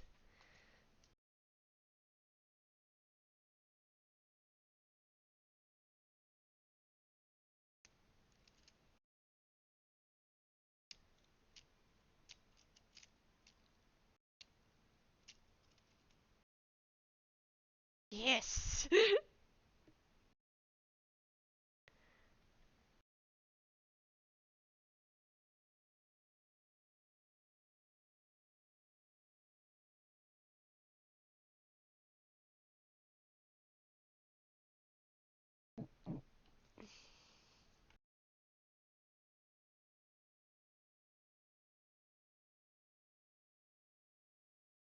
Oh, Hello.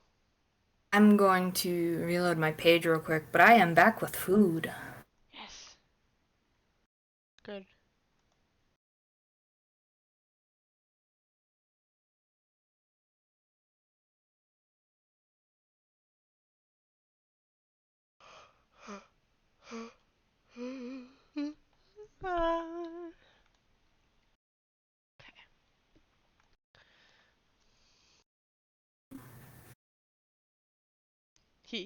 I am excited. I am excited. I am excited. Ah. I couldn't tell.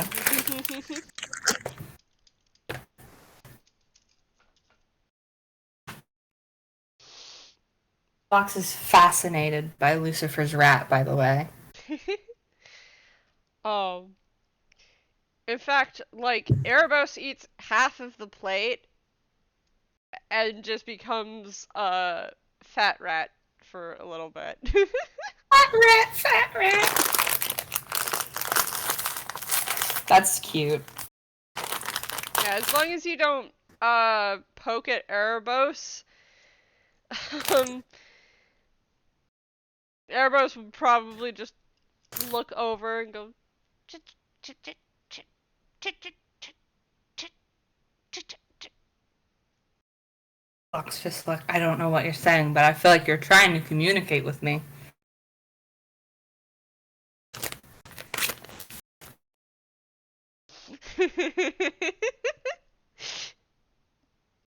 Slow blink.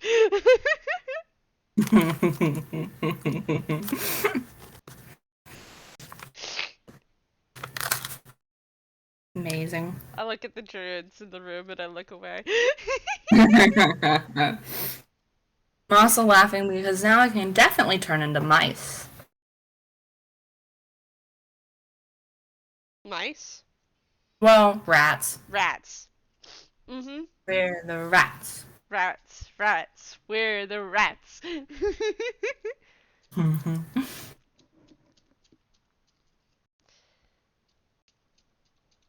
I'll admit Carmiña probably already could. Because where there's a farm, there's probably rats. Oh yeah, probably. Like, if there are chickens on that farm, then 2 times more likely for there to be rats. Because the mess that chickens make attracts rats. That's what my boyfriend says a lot. Hi, Sorte. Hello. um, I actually do not know about the thing with the chickens, but I'm thinking about it now. Like, yeah, that definitely makes sense. It definitely makes sense. Motherfuckers were in coalition with the rats.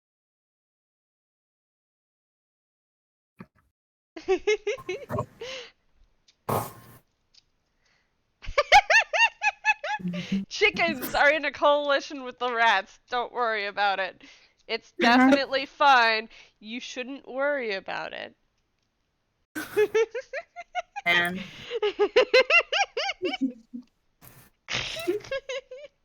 Did I ever tell you about the time I kicked a rat into my manager's office? Because that happened. fucking tell it again. Listen, so basically the place where I work, sometimes we get rats because it's a really old building. That thing happens. The problem is like I have a kicking instinct. I was in a football team. My legs go before I think. And we were like, we knew there was a rat around. We called pest control and everything. And I was just going around, gonna take the trash. On the back of the building, there is kind of like this garden where we have the bins. The problem is that the manager office is also like there. It's kind of like a small square, and there is a door, and the bins are in front of it. And the rat is in front of me, and I got scared. And the door was open because it was a hot day. And the rat went into the manager's office, not by its own volition. And I am still not. I still didn't get fired. But yeah, manager was in there too.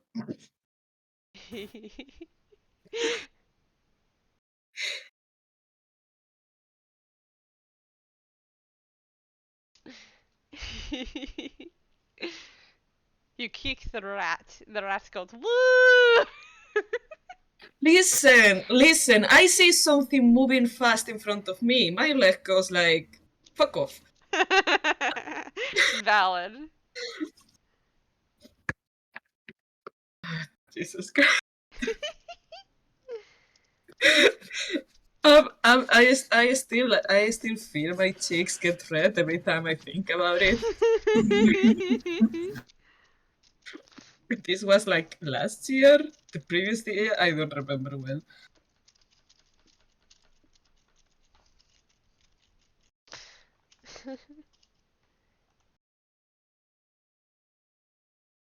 Yeah, I think Ducky and Carmiña's left to roll that perception check for you, Jazz. So I offer to Sorte. Would Carmiña be checking up on Jack? If so, roll perception.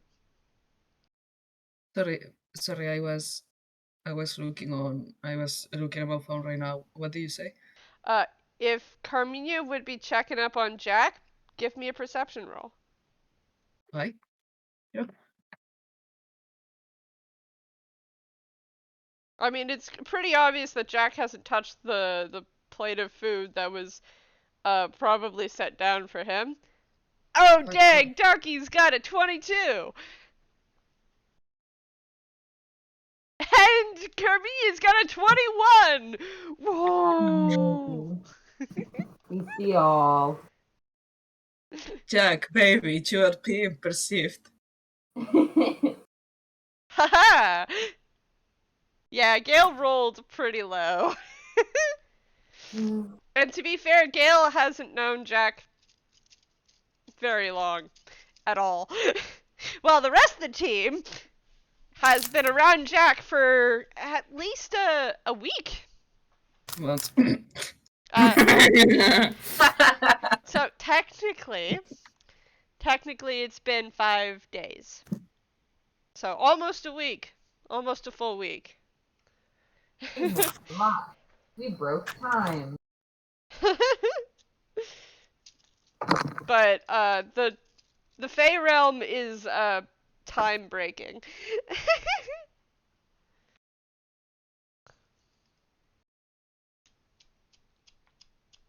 I point at Soto. You here? I was muted on all ways and formats. Hi, yes, I am here. Okay. When you're done writing that out, Jazz, you wanna go ahead and say it out loud? That'd be good. Or I can just say it out loud for you. Whichever you prefer. But if everyone is back, and everyone is ready, Yee. I can start. Ready, Freddy? I can start doing a description. I have tips now. And I do want to say, okay, so who all is going with Phlox to the shrine?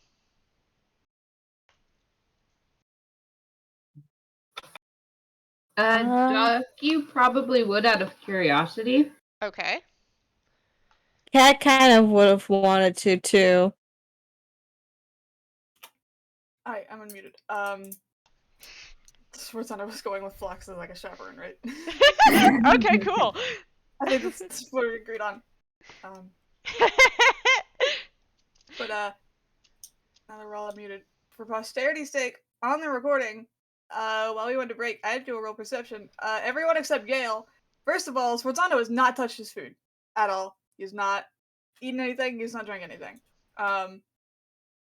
Aside from that, so it's a decently common thing actually, where he will idly start drumming on his leg with like his fingers and everything.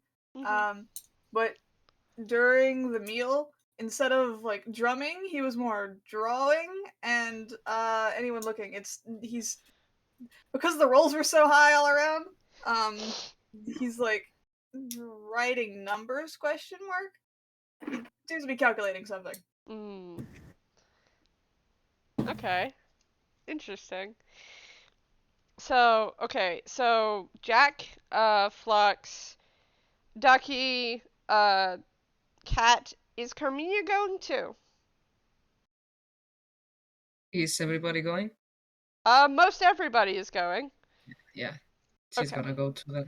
Alright, so the whole party goes, and so as Lucifer gets up, it must be the caffeine in his system, but he seems to shake less and as he like gets up and walks along with everyone. But when you guys get to the shrine, let's see, that's a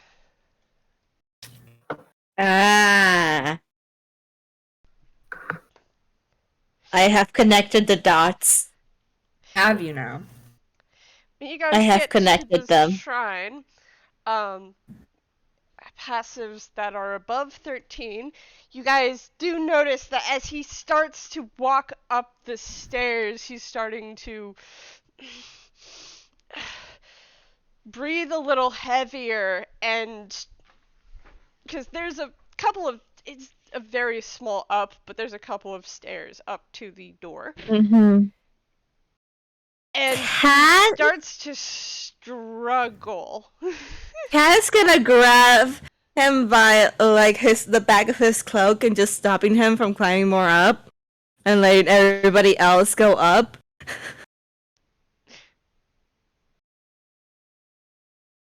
You alright there? Fine. Maybe I should sit this one out. Yeah, the ground might be concentrated.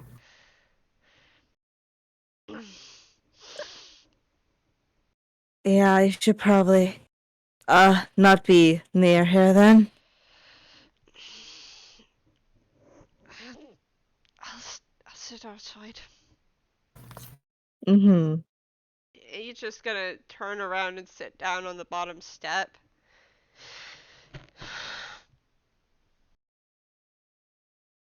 Cat looks at everybody else.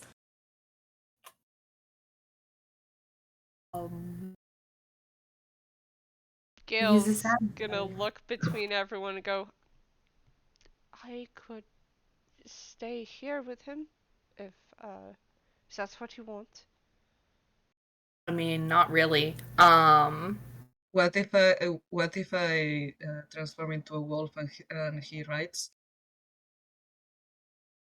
Well, Would, the would whole that is- it's Carmiña, it's the medical condition. He has a medical condition. Oh, sorry, I was talking out of character. Sorry. Oh, no. So, out of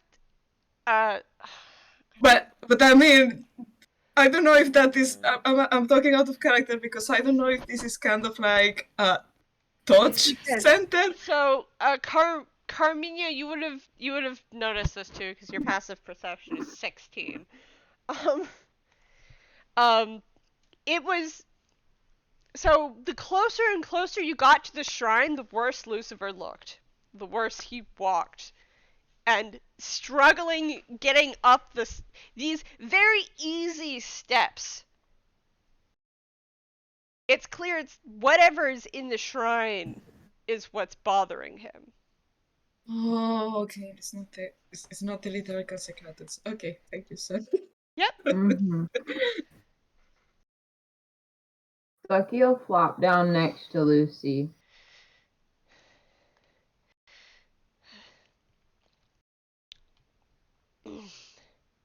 Alright. We'll be heading up then. Gale nods, certainly. Phlox hands Lucifer a plush, and it looks vaguely like a cat, Mm-hmm.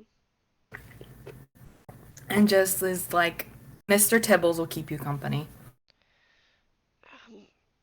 Okay, thanks. And so will Vod. I was gonna say Ducky. At the first bit, Ducky looked almost offended in a joking way, and then was like, "Darn right, I will."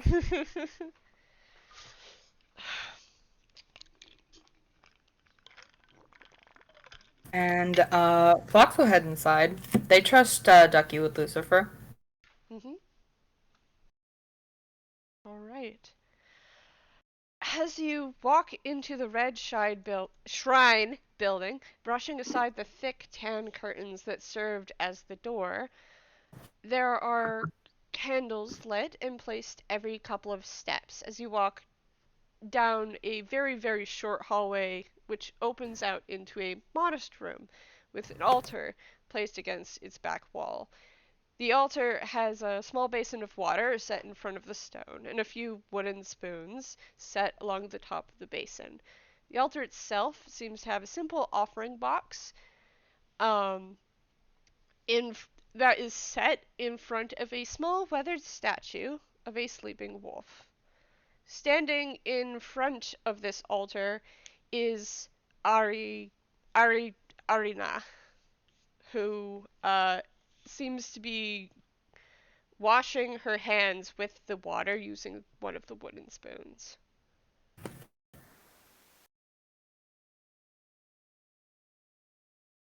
Hail. She glances. Well, you think she glances. She doesn't open her eyes because, like Rosalind, her eyes are closed, but her face moves over her shoulder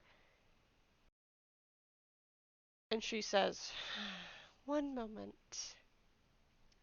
And after finishing cleaning her hands, she clasps them together and murmurs something under her breath.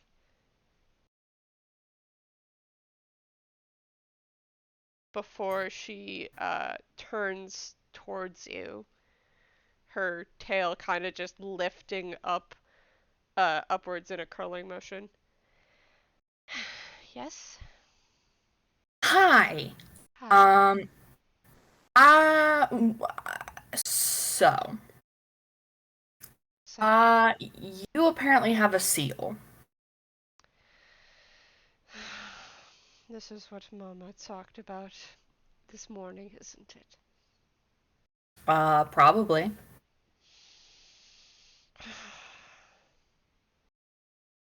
And her face kind of just hardens immediately. Phlox is just smiling. You know?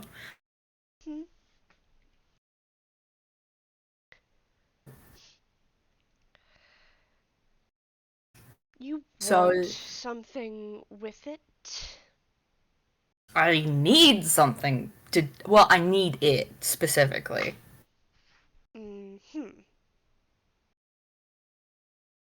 She just kind of crosses her arms over her chest. What is the sealed, if I may ask? The seal you described to my mother is the Fane of Nebraxis. It is sealed here. And it's what keeps us safe and keeps that monster sealed as well. Oh, there's a monster? The Demon King Nebraxis. Right. Carmiña, this name is familiar to you. The nice board tune you talked to yesterday mentioned this. Yep. Something suddenly clicks on her head and she mutters to herself, "Oh shit, the pastries! Yeah, you forgot. The pastries!" Maybe you could go get some pastries later. Thank you.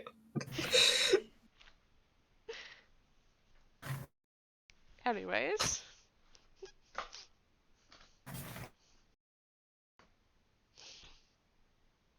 So what do you want with it?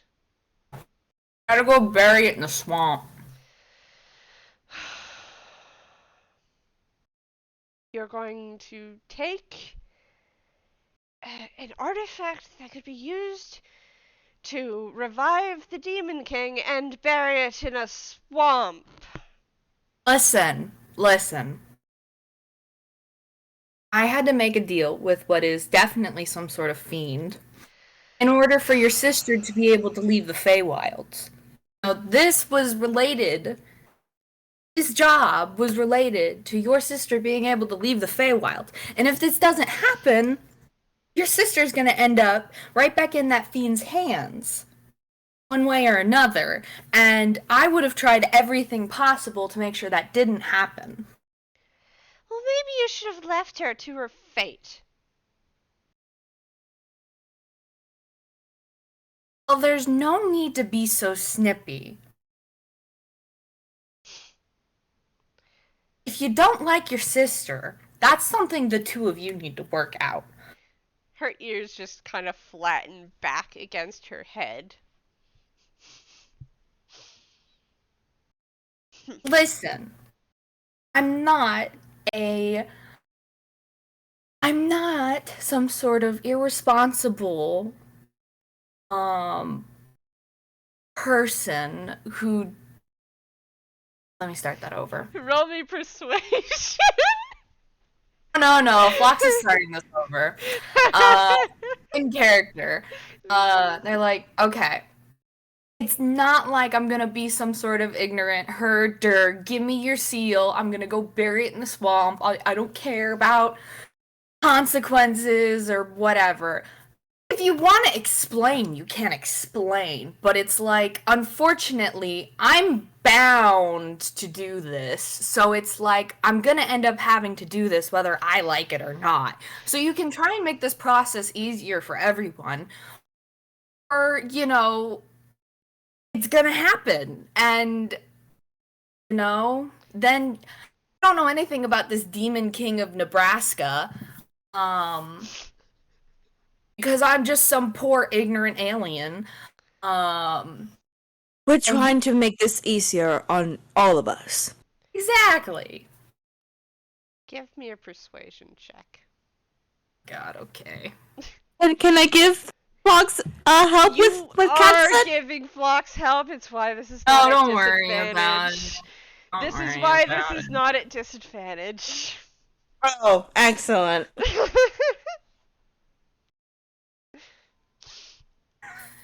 Excellent. You say this, and her face kind of just scrunches up.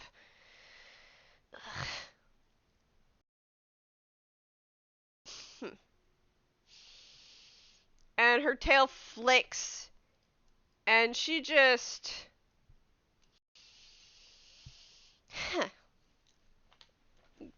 tilts her head up and says, "Well, I guess you're going to have to try then." And then she starts hurrying past you and out of the shrine in a huff. If she does, Sforzando was in front of the door, so he would block her way. Mm-hmm. And she pauses, and she looks, quote unquote looks, because she's not opening her eyes still. She looks up at you. Can you move, please?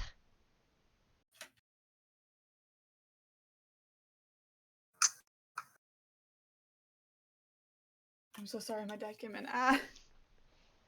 No. Sforzando's just staring down.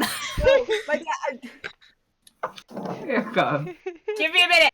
Yep. You're good. We love you so much, Jazz. To have Phlox or Cat can try to talk to her again.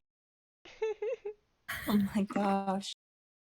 So it's one moment as Sforzando is buffering. Please hold. I mean, I look at Carmiña and I look at Kat. You could try, as she's waiting for Sforzando to actually respond to her, you could try to Can I talk to her. do an insight first on her? Insight? Yeah, you can. Yeah. You can insight check this. So, she's clearly upset, Mm-hmm. but there's something a little deeper to this. Mm. More like it's not surprise. She wasn't surprised. This has Mhm. probably happened before. That people have come and said, we need the seal. We need the pendant. We need to take it from you. Mm-hmm. And you get the feeling that she's tired of this. Sick and tired of it. She's not helping anyone remove the seal from the village. Mm-hmm.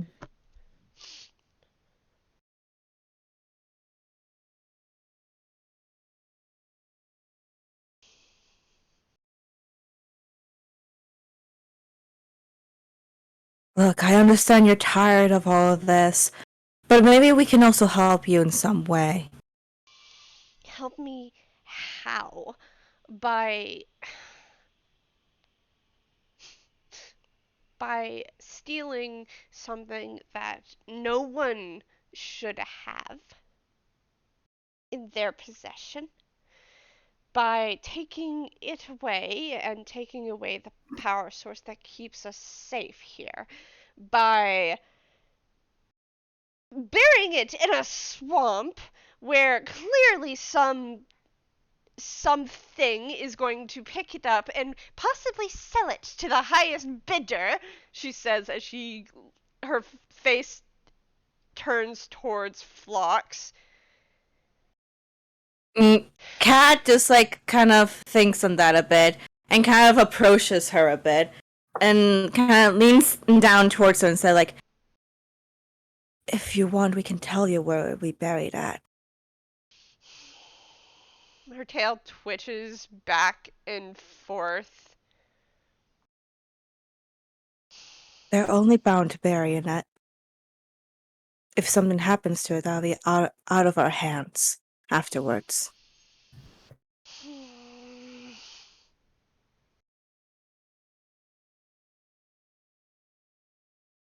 why are you saying this? Can you repeat that? Sorry, you said it very quietly. She just her eyebrows are wrinkling. Why are you saying this? Because I don't honestly want to take it and have you guys be left defenseless. I prefer you guys having it, but I also care about my friend. And if there is a way to find an equal ground, a way to make it easier on all of us, I prefer choosing that option. I don't want to have you be left defenseless for an unknown amount of time. And I know this is precious to you. So if this is a possibility you are willing to accept, I am more than willing to at least try with that. Make me a persuasion check. Okay. Oh boy. Persuasion. So you say this, and she's just her face is still wrinkled, and her eyebrows are still like furrowed, but her ears kind of like twitch, and she's like, "Do me one better, you. After it is buried, send someone from Chihiro to get it. Because no one in this village is clearly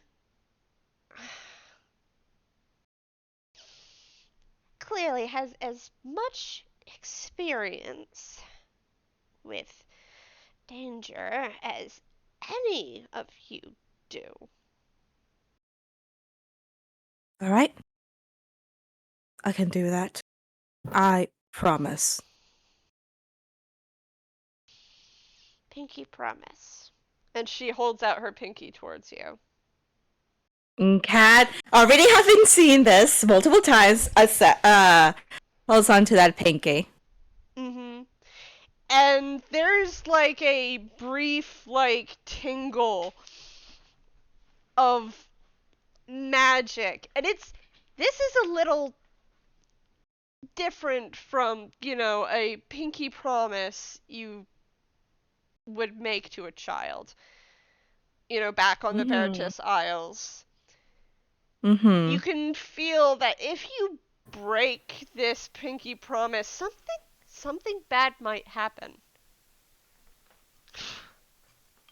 Okay. Cat nods and we can't. The reason why I'm whispering is that I prefer not having them know because of the contract. They will be willing though if they knew, but this is probably for the best. But I will make sure it will happen.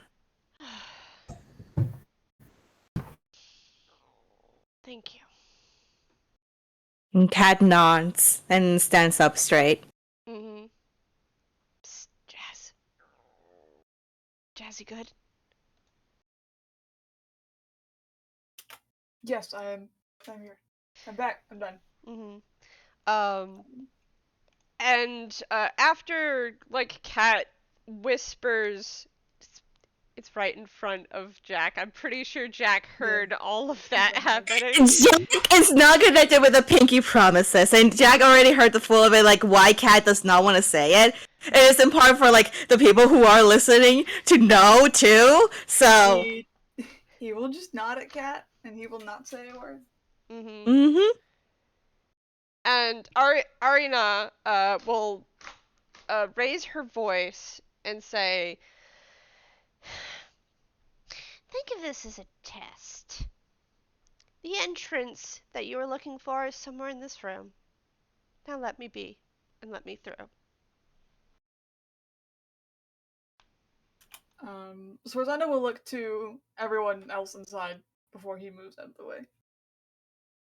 Phlox is just like they had taken a few steps forward and were just like whistling and rocking on like their feet, just like I'm not doing anything suspicious.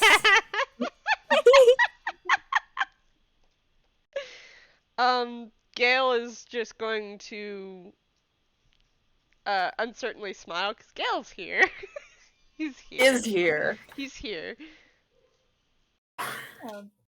If no one else has anything else they want to say to her, then he will step aside. Mm-hmm. And she'll leave. Now, I point at Phlox. I know you want to make an investigation check, don't you? Actually, Phlox is gonna roll hammer space. Okay, cool. And Phlox is gonna pull on the secrets. Hell yeah. Yes. A D3 because a day has come. Mm-hmm. You get 1 charge. It has 2 charges. Okay. Phlox is just gonna wait until she leaves and just snorts and like reaches in and like pulls out the wand and kind of like twirls it around on their fingers and they're like, haha, I win.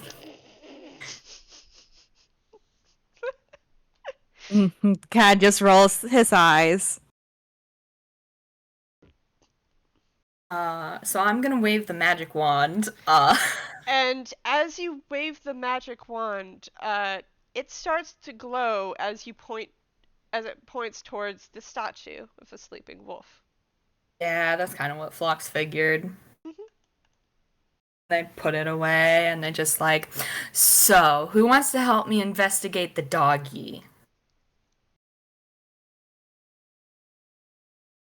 Wow, tough crowd. Okay. Sure, I'll help. Amazing. Cool. Thanks. So either roll apart or one of you roll with advantage. Investigation? Mm-hmm. Yep. I'm giving the advantage to Phlox. I'm Okay. guessing you have higher, right? I hope, Plus please. 5, so. Excellent. Yeah. You needed that. Oh my advantage. god. Oh gosh. Oh my god. Oh my Um, god. So you both walk up to the altar, and upon a closer examination, you see the sleeping wolf has small, detailed wings that come from its shoulders and its ankles. Its tail is a very carefully carved swirl, like clouds captured in stone form. There are very small indents on the face and back along the head, where you suppose there was once paint to accentuate its markings. You're running your hands over it, and it's very well constructed. You haven't found anything yet. Phlox scratches behind the wolf's ears. Can they start picking up spoons and fucking with them? Yeah. Cool. Phlox picks up the spoons and begins fucking with them, just kind of twirling them around and like tapping them lightly on like the shrine table. And like walking around the wolf and like looking it over and kind of like muttering them to themselves in Pocalorian. Mm-hmm. I point to Carmiña and Jack. What are you two doing? Well, at the moment, Sforzando is just rolling his eyes at Phlox. I'm sorry, I got a little bit lost. Can someone help me with what the fuck we are doing? Okay, so Arina said the entrance you were looking for is in this room. Good luck, and Yes. leaves. Okay, that's... Phlox takes out a wand, and when Phlox points it towards the statue of the wolf, it glows. So Phlox was like, "Hey, who wants to help me like investigate this for, levers and such?" And so Kat and Phlox are investigating the statue. Okay. We found nothing. You haven't Yeah, found anything yet. Can I help there too? Yeah, Close you to him. can go over and you could either roll investigation yourself or give Phlox advantage to roll again. Yeah, I'm gonna give Phlox advantage. Here, Carmiña comes over and Phlox hands over the spoons and is like, carry on for me. About a 6 feet, my apprentice. Roll it Okay. with advantage. Yep, with advantage. Oh my god. So The bit as was not quick enough. Carmiña comes over and starts like, ooh, this is interesting. I've never seen wings on a wolf before, and just you kind of like examine the wings a little more, and there is a very, very small, hard to notice like button underneath one of the wings on the side closest to the wall. Phlox looks at the button. Do it. Phlox looks over at Carmiña. Do it. Phlox pushes the button. And as you push the button, the whole altar goes and starts to move aside, revealing a passage deeper down into the shrine. This is just like with the throne, except this time we're not in immediately potential death territory. That we know. Yeah. That we know of. Well, none of you guys were there, so thankfully, you guys don't have to know about how last time went. So, bye. That is so helpful. And Cat follows. All right. Yeah, Sorte? Yeah, Carmiña follows, sorry. Jack and Gale, you watch the three of them jump into a hole. What do you do? I will Gale? probably look over the edge of the hole before jumping in. Yeah, it's a staircase. There's a staircase there. Sforzando will, however, motion for Gale to go first. Mm-hmm. Ahead of And him. he will. So hold on as I maneuver things around on the map. It's map time. Well. It's map time. Oh, fuck, there's no map. There's a map. Oh fuck, this thing has different colors! Now, I would ask the audience to please do not tell anyone else the superpowered vision you can see. Audience has power. The audience has power. I have arranged you in the order that you said you went in.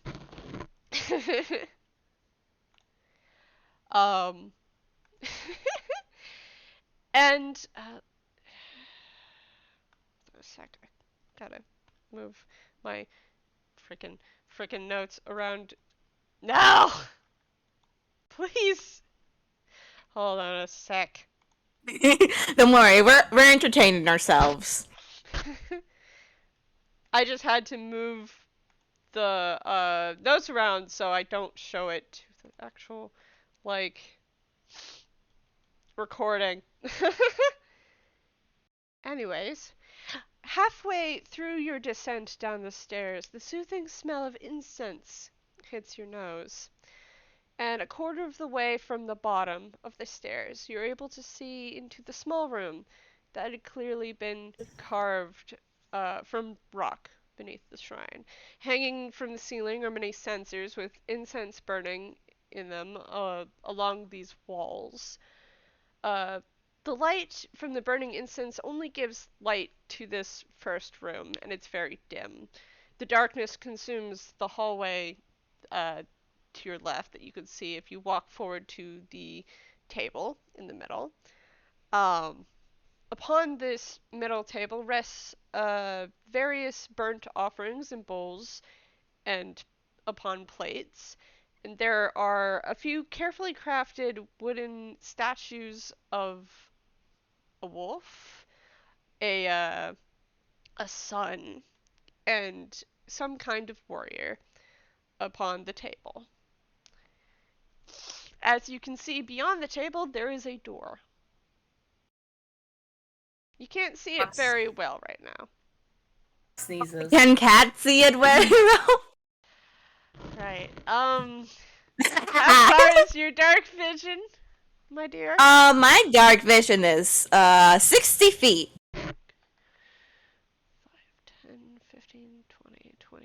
30. Yeah. So, Kat, as you look at this door, it's a door covered in intricate carvings that depict a sun and sunbeams touching the sides of the door, along with the following words: "Beneath the earth I remain, forever closed, for the celestial key of heaven's glow." It does not seem to have a handle. Hmm. Cats is so like, a puzzle. Yeah. Can you guys move your tokens? Oh, nope. That is the wrong thing.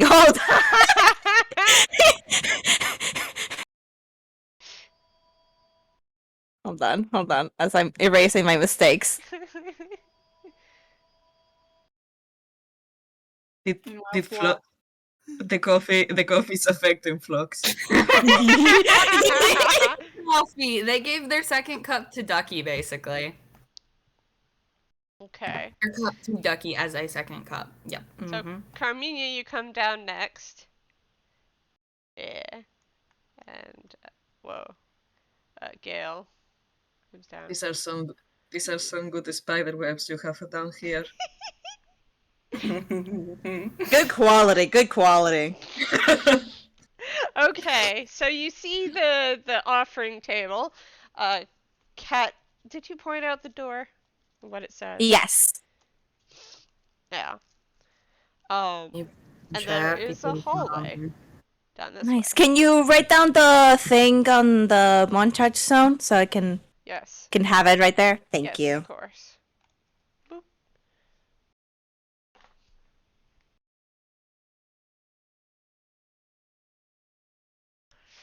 So, And Cass is looking at it and it's just like, I think we need to stop.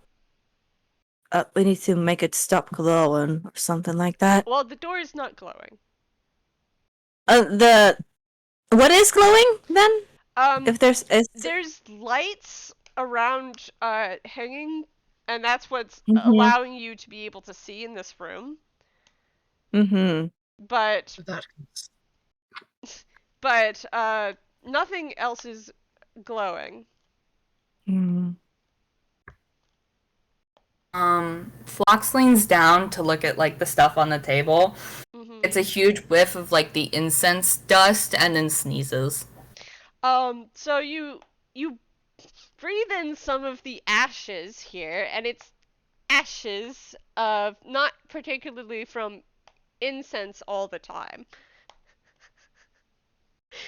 And you sneeze. Ah. They're offerings. Damn, this ash smells like ash.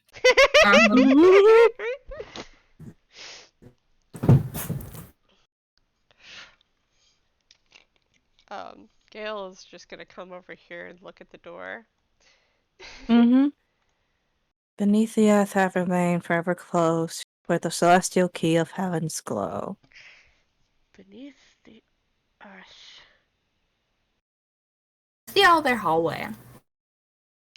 You can go up to the hallway and look down it if you like, but unfortunately, you don't have dark vision. That's fine. So you see to about here. As you walk down it. Like, where are you going? Fox? Jack, what are you doing? You watch Phlox disappear into the darkness. Oh yes, Kingdom Hearts. Christ almighty. Fox, if you need a light, I have the light cantrip. No, this is fine. Wait, actually, can you make my... Wait, no, actually, I think I should do that. No, this is fine. I'm sure this is fine. Don't think this is fine. You don't even know where you're stepping at. Like, there's a cobweb right in front of you. Hold on a sec. As you step there, Phlox. No, go back. Stay there. I have a description because you stepped forward. Phlox deadass steps into a trap. I swear. So I need you to make me a dexterity saving throw. What I say? Oh my god. Please eat shit. Please eat shit. I mean this affectionately entirely, but also, please eat shit. It would be very funny. So 24. you feel the floor below you give a little way, like a pressure plate, and there's a and you flatten yourself against the wall, and you feel something fly by you. Cat, I also need you to make me a dexterity saving throw. Oh, great. Oh, Oh shit, great. this thing this place has landmines. How dare you do this? And Cat, you can see it coming towards you, so I'm giving you advantage, but you don't need it. Nice. I don't know. Let's see if we get a nat 20. Hold on. Nice. Yeah, you also back out of the way, and you, Jack, you see coming out of the hallway an arrow, which kind of just flies and clatters against the wall. The cat just like, Phlox! What the fuck? It's free arrow. Also, it's dark in here. Obviously! Can Cat see? Well, I guess Phlox is kind of blocking the Cat way. can- It's just like, Cat can see Phlox, but Cat, you can see that right here. Hold on, let me be able to get the clicky. Right here is like a darker circle in the wall, and you could probably guess that there's an opening there. And Phlox, having walked down a darkened corridor with no light, had stepped on a pressure plate and activated it. yeah, if you're gonna go down there, at least have some light. And it's just like, Cat digs around his pocket, takes out just a random rag, and casts the light cantrip on it, and then throws it at Phlox. No, listen. I'm in stealth. Phlox, the rag falls at your feet, and you can see that in front of you is a door, and there at your feet there's a very curious like pressure kind of plate thing Neat. that you are still stepping on, and you hear a like something's winding up. Phlox is going to disarm the trap. Okay, roll to disarm trap. Which I is think- sleight of hand. Okay. Double check a feature. Sure, they have the feature. Okay. While you're doing this, Cat, what are you doing now? As you see... Cat is honestly keeping an eye on Phlox, because this is now the main concern. And what's Carmiña doing? So what happened was you saw Phlox disappear into the darkened hallway. Cat is yelling at Phlox before Cat suddenly just, like flattens against the wall. You see this arrow come out of the corridor and like break against the other wall. No, yeah, I know. I was just thinking. Can I keep the arrow? Yes. You can walk over and pick up the arrow, and when you pick up the arrow, you notice that it's tipped with this kind of like reddish orange liquid. Oh no, they're poisoned. Is this poison? Oh, I she's don't know. keeping this one. Is it poison? Can you tell? What the hell do you roll for poison knowledge? Nature? I'd say nature or No, damn it! perhaps Nature or medicine, I Mhm. think, depending on what the poison is made of. yeah, you can roll nature or medicine. I think that's What if I lick it and die? Oh my god. If I mean, you look if and get you- poisoned, there's a way to check it. If you lick it, you'll see what happens. Oh, shit. No, 1 second. Sorry. Mhm. Sorry, my battery was dying. I got scared. Do I have anything for this? Can I roll medicine? That okay? Yeah, you can roll medicine.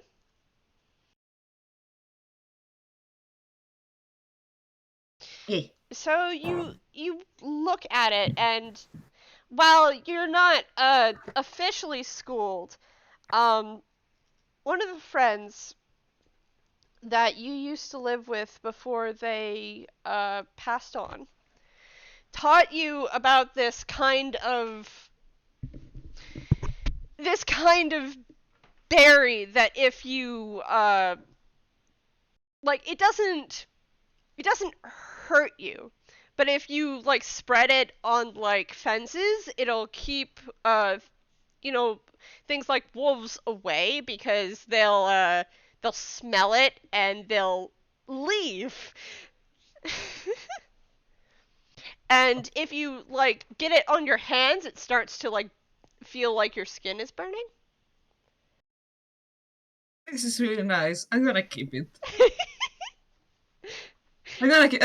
Listen, this is gonna be great for the farm. She doesn't have to fight with the wolves anymore. Good. Was that 25 your sleight of hand? Yep. So you so you kind of just like bend over to where you're stepping. Do you step off the plate to do this? Yes. Okay. You look at the like mechanism of the plate, and you're like crouched basically in front of it, and you take so you take a very sturdy stick and you stick it like right underneath the plate. That second arrow is still coming, so Cat, make me a dexterity save because Phlox is bent over. Nice.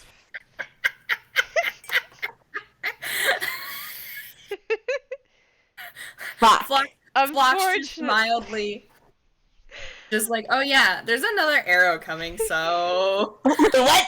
Cat, it hits you like in the shoulder and buries in a little bit, and you feel it like scratch. I'm gonna need you to make me a con saving throw. Excellent. Excellent. the tune is immune to this bullshit. The real kind is not. So you almost feel like your skin starts like burning in that area, but being an Azamar, you push against it with your celestial bloodline, and it burns away and does you no harm. Yeah, there was a second arrow. Amazing. I'm just gonna crouch down. So, Phlox, you've pushed this stick underneath the plate so that it will no longer pressurize, as in it will no longer press. You test it a little bit by touching it, and nothing happens. Cool. Phlox just turns around and looks at fucking cat, and it's just like, got it. Not exactly the Yay. You turn around and look at Cat, and Cat has an arrow sticking out of his shoulder. Yeah, that's why Phlox is just like, you caught it, but not recommended the way to catch arrows. Yeah, not really. And Cat's gonna like take out a rag and kind of try and pull out the arrow, but then like apply pressure immediately afterwards. Jack, you're looking around the corner. You can see all this happening.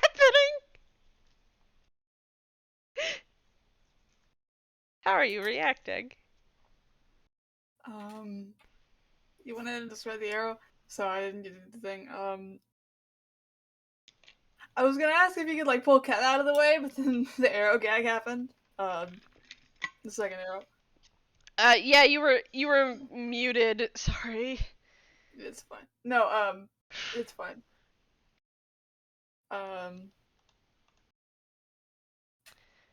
but he just looks kind of looks down the hallway and then I guess down at Cat because Cat started crouching Mm-hmm. and kind of says a little softly, but not like actually whispering. Mm-hmm. So Phlox can still probably hear. And he goes, maybe you should let them go on ahead and trigger everything first. Yeah. And then Cat like stands up, like does the two fingers at his eyes, and then one finger at Phlox, like, grab the rag. You're gonna need it. Sforzando knows what's up. Don't worry, it'll be fine. Sure. No, he just knows Ducky is upstairs, so if Phlox dies, they can just drag. It's easier to drag just Phlox up to Ducky than Phlox and Cat. This is valid. Mm-hmm. So as you're walking back down that corridor, there is a door to your left, and there's a turn right here. Phlox is gonna take the rag and ball it up and throw it into the room. You can't. There's a door. Can Phlox check the door to see if it's unlocked? Yeah, you jiggle the handle of it and it's locked. As you're checking, you feel something kind of strange on the handle. This place is full of fucking poison. This is bullshit. You know what this is? Poison. I bet it's poison. Either that or it's like baby oil, which is gross. Phlox is gonna use the rag to wipe off their hand. You wipe off nothing. Gross. This is gonna use their fucking mage hand ability to try picking the lock, because they're not gonna use their actual hands because it's up with the doorknob being gross. Okay. Roll to pick lock. Dear God. So you're working on that and you're taking your time and it's taking a long while. We're going to pan back to the other group with Gale still muttering to himself in front of the door. Great. Amazing. Beneath the earth, I remain forever closed. Do you think there's something under there? The table or something? No, I think this is a puzzle.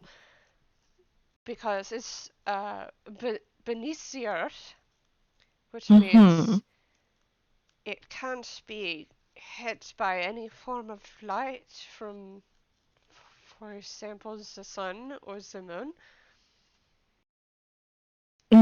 Then maybe it's something about the murals on the walls, and Cat's gonna take a look at the murals.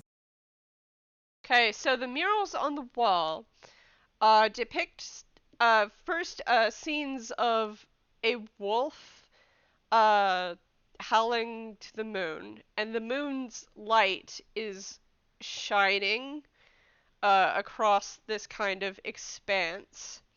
The other mural, because there's more than one, depicts the same wolf howling in the sun and the glow, the like sunshine from the sun, doing that same thing like the moon. I'm giving you hints. Okay, you just write it down, like, brain not fully processing. I'm shaking everyone else and pointing at Jazz. Because you're there too. I am here, I promise.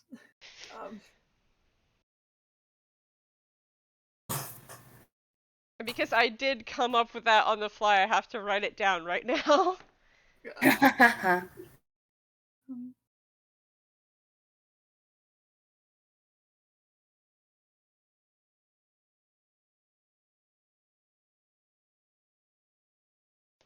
What this all tells me is that they have a really big problem with wolves here. Listen, Heart, we're not smart. It's Sorry, that was a joke. This is not supposed to be about you guys being smart. It's supposed to be like creative. How creative can you get with this? This is creativity. No, you're good. I'm just having difficulty retaining words in my head. I am dismayed to tell you that this is one of my least creative on-the-fly characters I have ever made. Yeah, but you can help people above board because poor Soto is struggling. Please! And I was trying to... I am giving you all the help I can, but I can't give you the solution because I don't know what it is. Because Amazing, it's up to wonderful. you No. guys. Yeah, it's great. Yeah.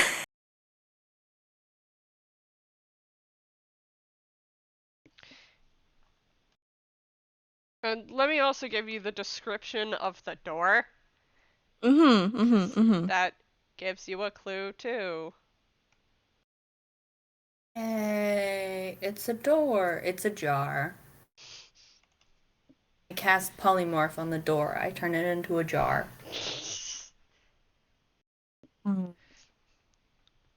Cat's looking intently. All right.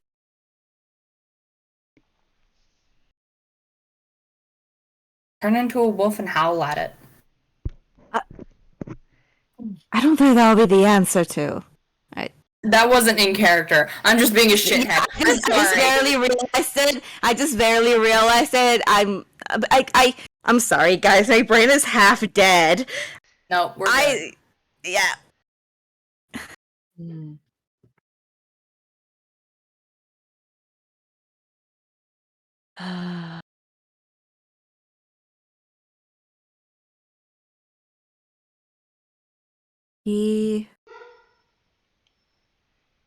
Beneath the earth I remain forever close for the celestial key of heaven's glow. And there are many celestial bodies around, being the sun and the moon, and depicted in the murals. And there's a sun on the door. Mm-hmm. Gale kind of just steps back from it and points. Phlox is gonna yell down the hallway. Don't you guys have big fuck off key swords? Just point it at the door and do magic bullshit. Summon the sun. I don't know. You do magic nature stuff. Cat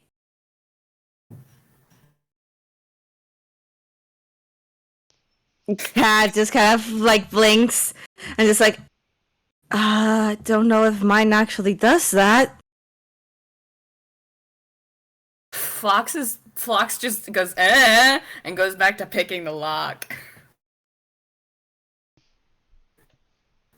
Cat shakes head and just like, what if I do another light spell around here? Don't know. It'll be beneath the earth. Beneath the earth, I remain forever closed for the celestial key of heaven's glow. I mean, I can cast Moonbeam. Hey! We could do that. Carmiña, no, okay, this is in character. Carmiña is just gonna go to the door and say, I can cast Moonbeam and cast Moonbeam on the. So go right here in front of Gale. I'm gonna go there. Hi, person I have not interacted with that much. Hi. Here. Hi. Okay, Cast Moonbeam. No, wait, I just can't believe what you're right. Like, this makes no sense, but whatever. Sure. I'm casting Moonbeam right now. Okay, mark it off on your spell list. And as you cast Moonbeam at the door, correct? Yes. Okay, you cast Moonbeam at the door, and as the moonlight hits it, it starts to glow, and the symbol of the sun just kind of like the sunbeams kind of like start like swirling into the circle of the sun, and it turns into like a symbol of the moon, and it goes and the door opens. There you go. You did wonderful. Yeah. Oh, this is wrong. Instead of someone, I think I broke the place. And as the door opens, you can see a little bit into the room. A little bit, because you don't have dark vision. Casca like looks down the hall. Is like, how you doing? Phlox, as you're working on the door, you hear a like a ticking sound. Phlox is going to take and run down the hallway back towards the others and go like, it went great, let's go. And there's All right. And Kat, as you're Oh my just God. glancing, you see like some kind of fireball happen. Oh my God. Casca's gonna like walk that away. Yep. Nope. What did you do? We got the door open, Carmiña! You did so great! Oh my gosh, I believe in you! I believed in you. You did amazing. Clearly. I gave advice and no one else figured it out, and you figured it out. You're a genius. That is glaring at Phlox. Do you want to deactivate any traps in front of us? Traps in front of us? I can go first. Does anyone have like a shield or something? No, but you going first is deactivating traps, right? Yeah, Well, I at least deactivate traps. No, I mean at least pointing where they are. Mm-hmm.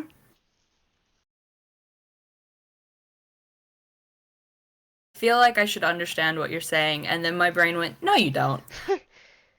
I think what Sorte is saying is that Phlox can go first and deactivate traps. Yes. Well, Okay, I was right. Well, the part of deactivating a small kindness is more like activate the traps so we know where they are. Yes. Yes. Phlox is like Please. nodding, like, yes, I can do this.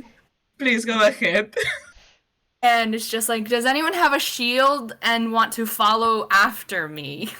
I can follow since I can see, but I don't have a shield. Well, you did such a great job catching the arrow last time. I'm sure you'll do great this time. Thanks. Hold on a minute. Just a minute.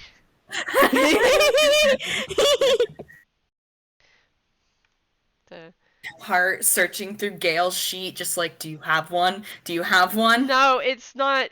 Do you have one? It's Gale wants to do something before you move away from him, because he's got spells. Gale has to use their words.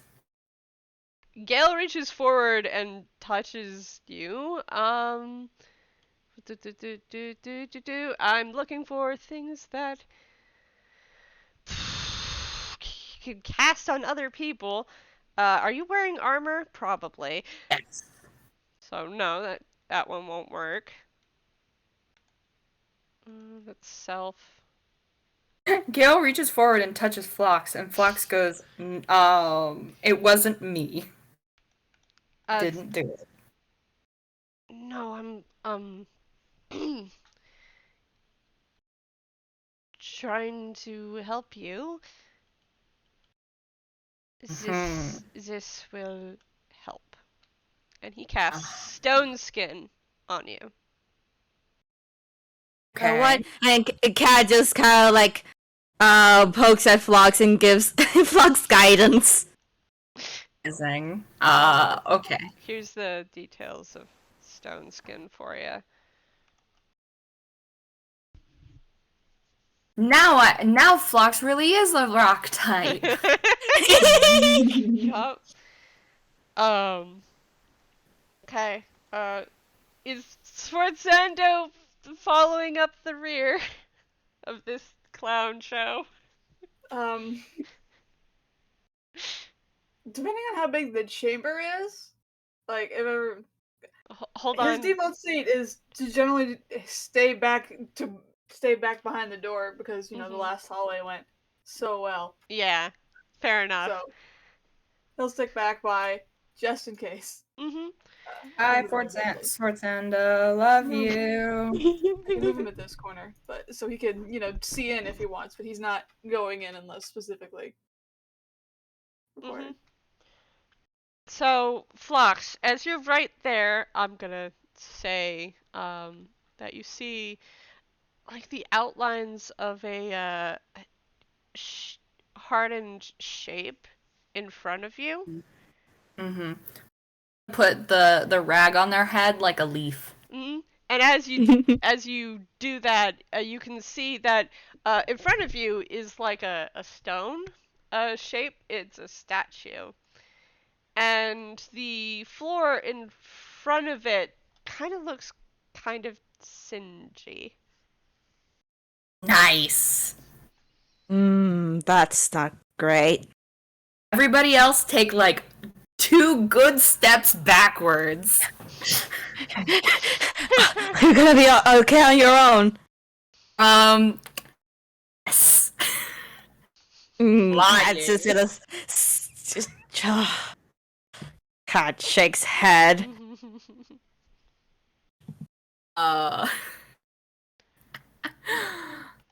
So, Phlox is going to cast Expeditious Retreat on himself.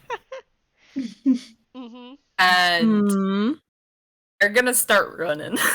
Okay. Oh my god. So you dash into the room, and as you step, a fire like rises around you, and the statue seems to like come alive, but you manage, because Expeditious Retreat, you run out of the flames before the statue starts speaking. And the flames rise behind you. So you can see the whole room now, because you've got light with you. Where do you stop? Phlox is gonna break. Sorry.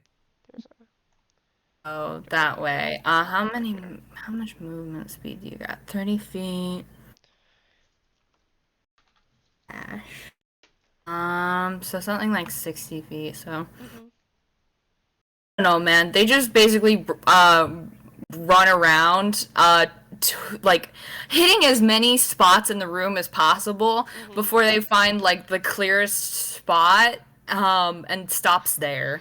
Okay, so you run around the room. When you hit this room, there's like a hole here and an arrow flies out, but you run too fast.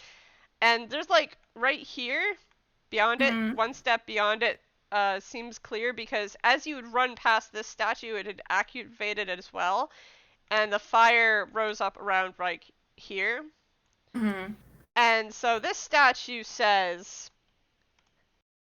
because it's magic mouth, guys. This statue says, "Never resting, never still, moving silently from hill to hill. Does not walk, run, or trot. All is cool where it is not. What is the answer to the riddle?" And the other one goes, "What did one campfire say to the other?" First one said sun, the first one's the sun, second one says, damn, it's hot in here. Next question, do I win? So, the first one says, correct, and powers down, but the second one, there's a, and it powers down. Oh my god! Oh my god! It liked your answer. The statue liked your answer. Amazing. So you do know that there's a pressure plate right here on this one. for that too. How the fuck? Cat looks in. Phlox just from the other side waving.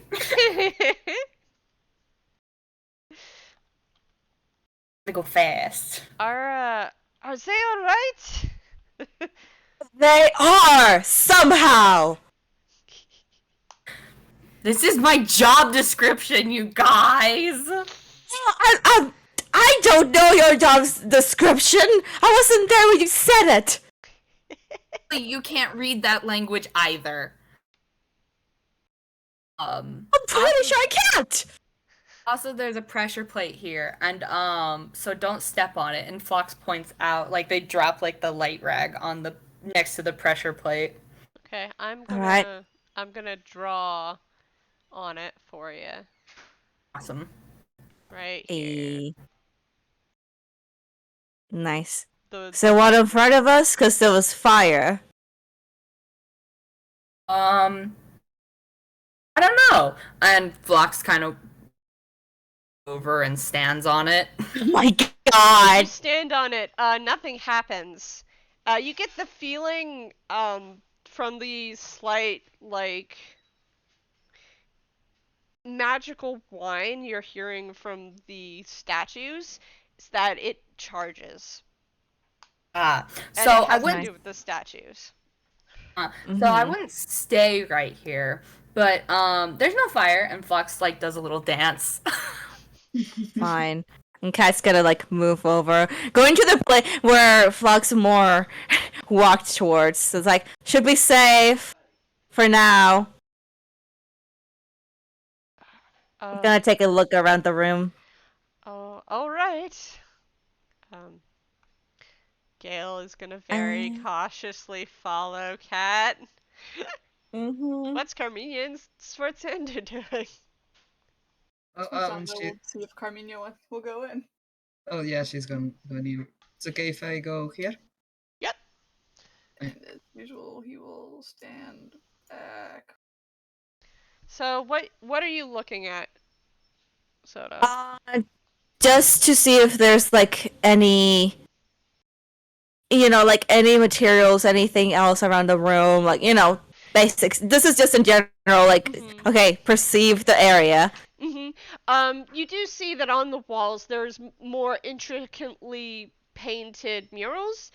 These ones seem to depict some sort of, like, battle between a warrior, which seems to hold the same visage as the statues, and a wolf, with, like, there's this kind of radiant light coming from the wolf painted on the mural, and they're facing off against this really dark, like, serpent. 8-headed serpent. Alright. Hydra. My brain immediately jumped to Okami, but yeah. Yes, you got it! Fuck yeah! Oh fuck! Oh fuck, you're right! Oh my god, you're right! Really strange that this wolf has wings coming off of its Oh my ribs. god! I didn't connect the dots! I didn't think about those kind of wings. Oh my god. Yeah! A bit because they were tired. Fuck yeah! No, I'm like, oh fuck! Oh fuck! Oh yeah! Sorry, I don't like Okami. Okay, I do too. Nice. Oh, nope, I'm not stepping there. Yeah. I know you wouldn't step guess... there, because Phlox already pointed it out for you. Yay. So, door. Yeah, that's a door. It's a door. It's closed. Gotta investigate the door to make sure it's not trapped. You can do that. Phlox is gonna try the other door's doorknob, by the way. You turn the other door's doorknob, and you feel that same weird thing as you did before, and this one is also locked.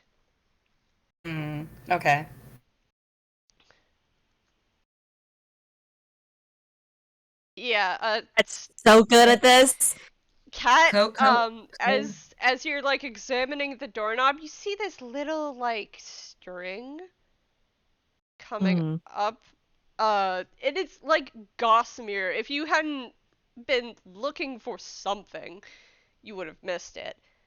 But it leads up to like the top of the door, and as you look up at the top of the door, there seems to be some kind of arcane rune there, which clearly this is a magical trap. If you open the door would probably do something. Something. Kat kind of looks over like, anybody know how to disarm this? It's a magic trap. Oh yeah, I know how to disarm that. Stand back. You stand the fuck out. Maybe a little farther back. Phlox is gonna use Mage Hand and try the doorknob. Okay. You gotta try the doorknob and open it. Uh-huh.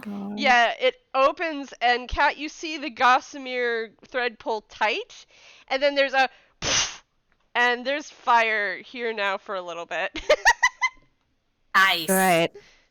Fire trap. Well, Amazing. this stomps on the fire. Alright, is it safe now to go, or is the string still there? The string snapped when it was open.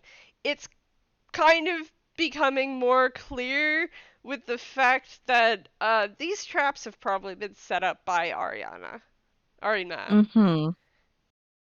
Alright, Kat's gonna try the door again and slowly open it. Yep, as you look through, you see some of this room here, and you see a very, very carefully like placed set of bones in the middle. Like they're very suspiciously arranged. Gonna take a full look-see at the room. And as you look at the floor, you notice some.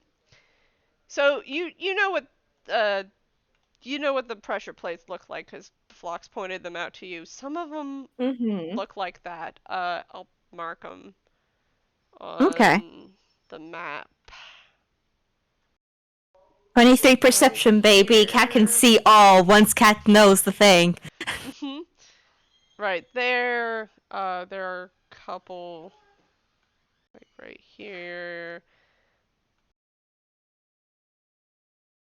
I'm just marking all the ones.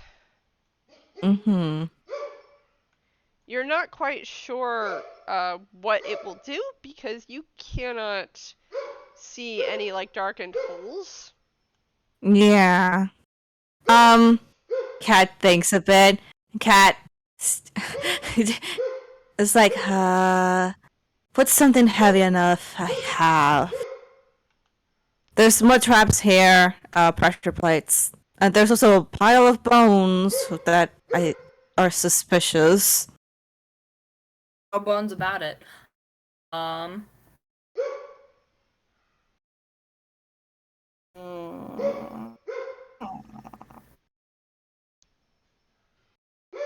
Am I allowed to do stupid things, or is this more of a maybe we shouldn't do stupid things? What? I can point out which ones are pressure plates so that you don't die. Dying is How about that? Recommended. Yeah, I can work with that. Right. Cat ushers Phlox over and motions at where the pressure, basically guiding Phlox like, yeah, these ones are no good. It's like Minesweeper. And I'm gonna ask, is it possible for Phlox to hop this first X? Yeah, because you know you can hop over it. What's everyone else doing? How's everyone else doing? Letting Phlox run ahead has worked thus far. How is Carmiña doing? I think I think they got this. Can I check if this door over here has like one of those big old keyholes that? Yeah, actually, it does have a keyhole, and you could look through it. Do you think a spider could fit through it? Yeah. Yeah. Oh my A god. spider definitely Can I- could fit through it. Can I become a tiny bitty spider and just get through the hole? Yes. Yes, you can. Yeah. Oh my god. Carmiña, so Sforzando and Gale, because Kat is busy directing, directing Phlox. You guys see Carmiña walk up to the door and then shrink into a tiny, tiny spider. And Hey. you get through the door, Carmiña. I have this as a spider, a tiny spider with 1 hit point. Jesus Christ. God. I have dark vision and spider climb and web stuff. Mm-hmm. So with your come into here, right here. Wait, I am deep. Can I say I'm stuck to the wall? Yeah, you can crawl along the wall, and so you're on this corner here, right? Aye. Okay. 5, 10, 15, 20, 30.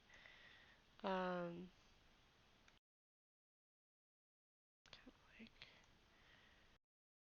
this.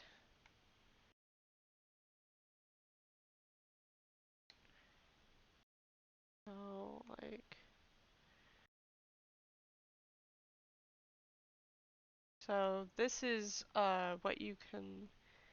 Yeah. Oh, you can see the whole room. Okay. That's cool. Nice. Thank you. So you're looking around the room. And you see, you notice the same statue right here as was in the last room.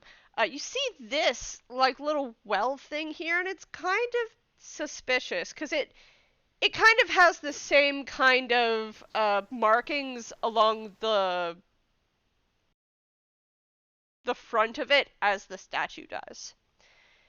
And as you're looking across this floor, some of the panels look different, look too clean.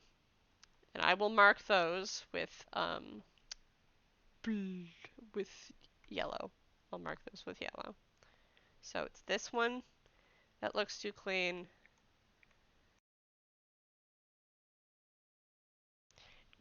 And I'm saying you can see this because you have like a higher view of everything, because you could probably crawl up along the ceiling.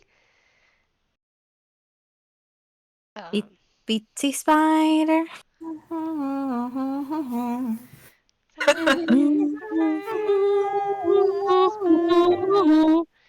Up on the side of the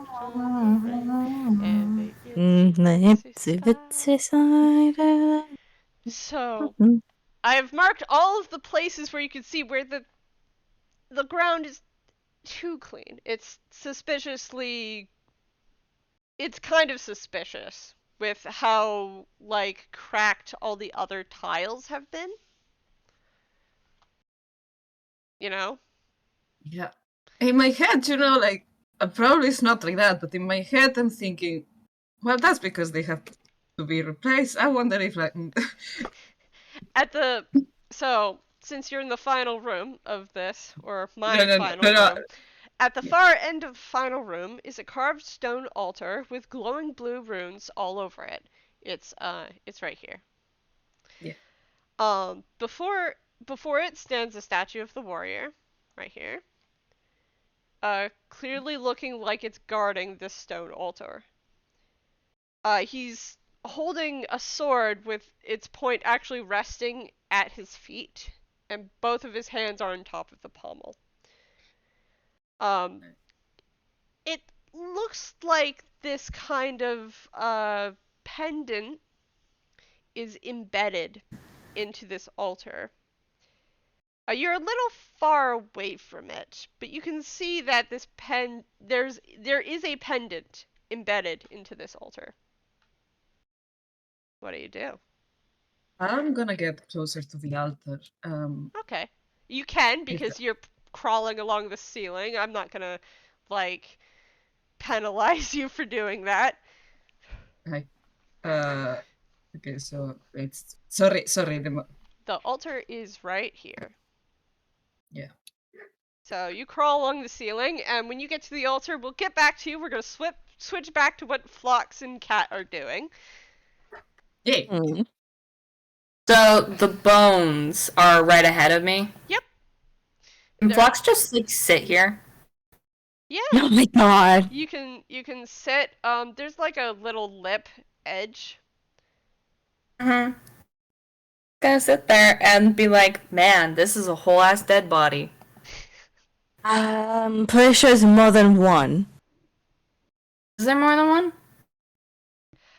You're looking, and it does look to be more than one. You may examine the bones to determine, if you would like. Phlox is just like, man, real kind have so many bones. Yeah, I sure hope they do. What? Yeah, examine, so investigation. You may investigate the bones. Would you like to disturb the remains?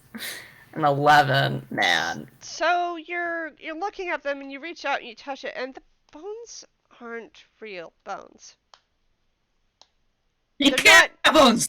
They're not toon bones either. They're constructed to make the place look spookier.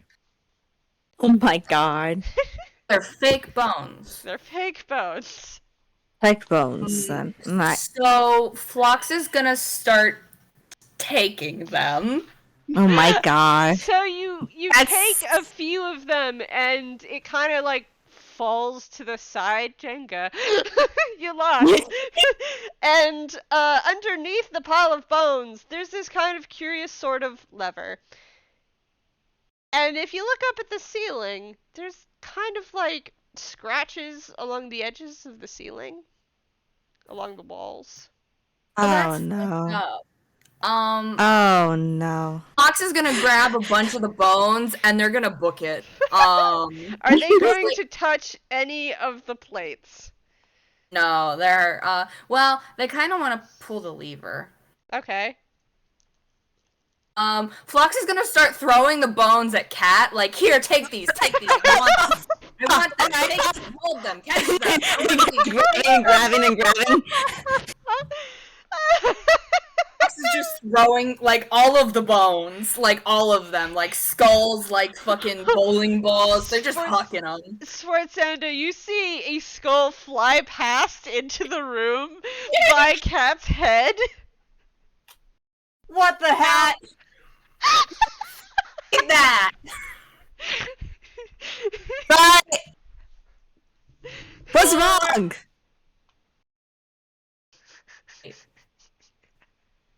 Well, I'm gonna do something stupid, but I want the bones first. So, Oh my gosh! here. Don't you have pockets?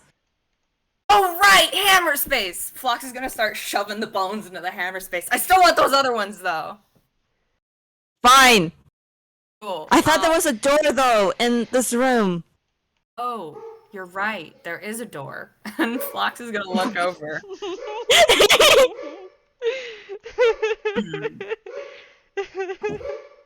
How about you check out the door first and then do something stupid? Okay. Phlox is going to walk around up, and they're gonna look at the door. Yep. Give me a perception or investigation. Yeah.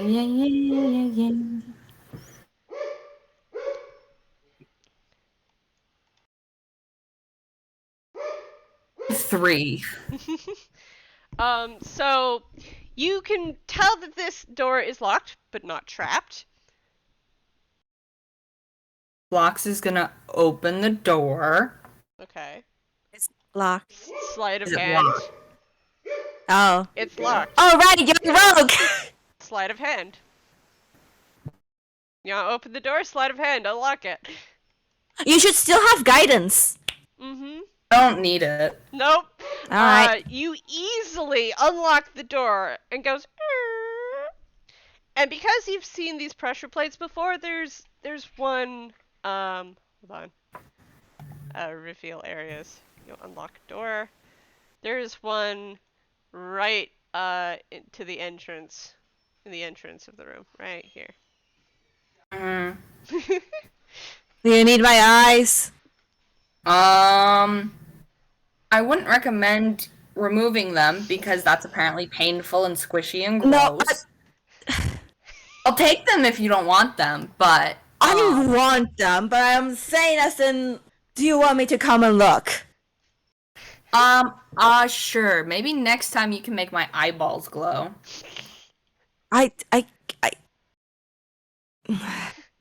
gonna jump and take walk and take a look-see. Mm-hmm. Cat, you look into this room,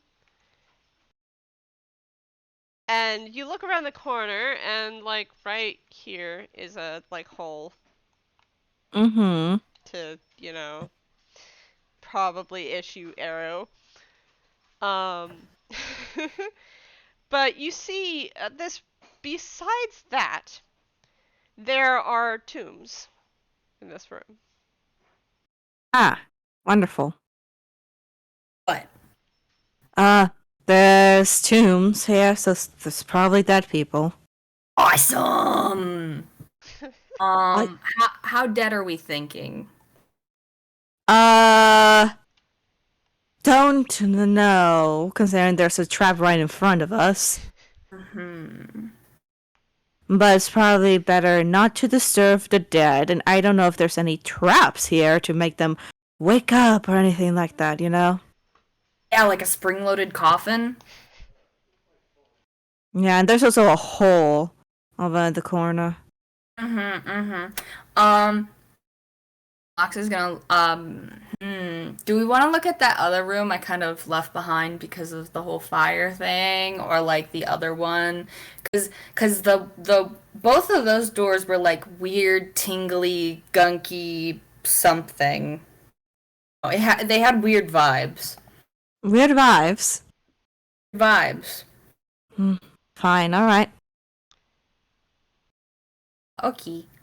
Phlox is gonna clamber back onto the bone altar. Okay, as you guys start to return to the room, we're going to go back to Jack. Jack, there's a skull, and it kind of like when it was thrown, it landed on the table, and it didn't make a sound you expected, and it kind of just rolled off the table and onto the floor to Gale's feet.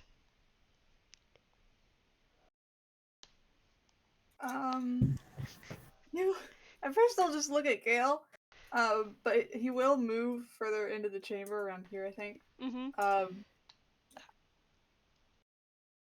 He was going to call for Carmiña to see if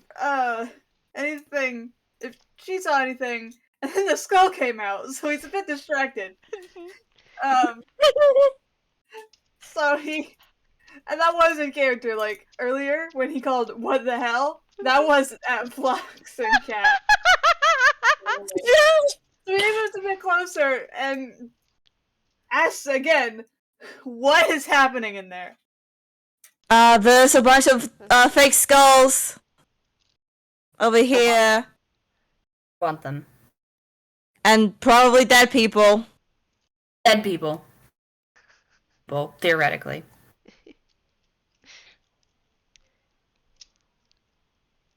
We wanted to look at another door. He pinches the bridge to his nose and just goes back to the other door. And he calls through it for Carmiña. And Anything in there? as you do, Carmiña, you hear that, but you are currently a spider on top of this altar. And as you're looking at this pendant, which is right now much, much larger than you, it is of the same description that Lady Nestor gave. This is the pendant that you guys have come down in here for. Oh shit. Can't speak. Yeah, you can't speak. Well, I can talk to myself. Moving tiny spider legs empathetically. Do you think with a 2 of a star can I try? You can certainly try. Listen, just for the beat, she's gonna actually try to drag it. Roll me strength with a -4. That's beautiful. Please get a nat 20. -3! Oh my god! Your feet on top of it, and you try to lift it out. It's really stuck. You are not moving it 1 inch. The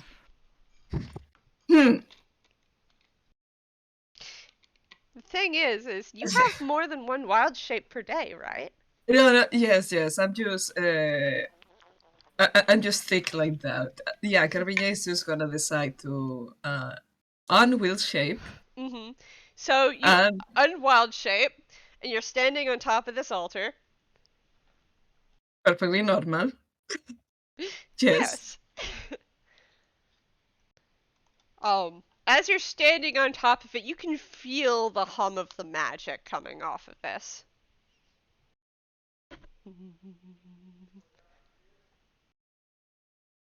I think I should do a check for something in here. Audio, where are you taking Phlox? Nowhere. Where is Phlox? I thought you were going into the room with Sforzando and Gale. It's about this other room. Yep. So you got, well, Carmiña, you're looking down at this. Sforzando, you hear Phlox and Cat move further away.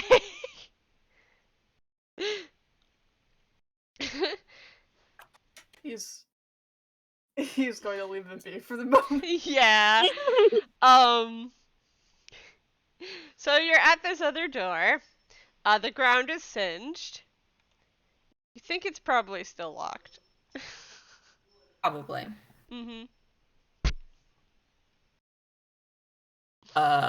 Phlox is going to gesture for Cat to stay put, take a step to the side of the door, and use Mage Hand to unlock the door or try picking it. Yep, roll me sleight of hand, and we'll go back to you. After figuring out that the part of the problem was that the trap was in the way, you notice that the gossamer string is now hanging loose. It was cut. You easily unlock the door and open it. Takes a look. So you Excellent. see, actually, let's see. You can walk into the room.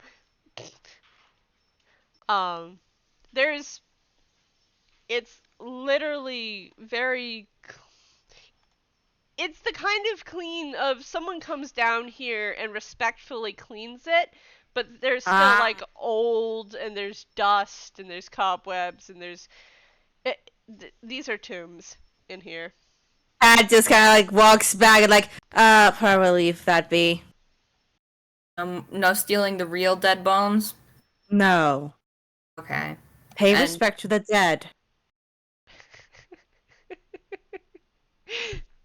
The inner Anyways, Ducky in my head is saying, or we could eat them. I'm gonna head back to the group.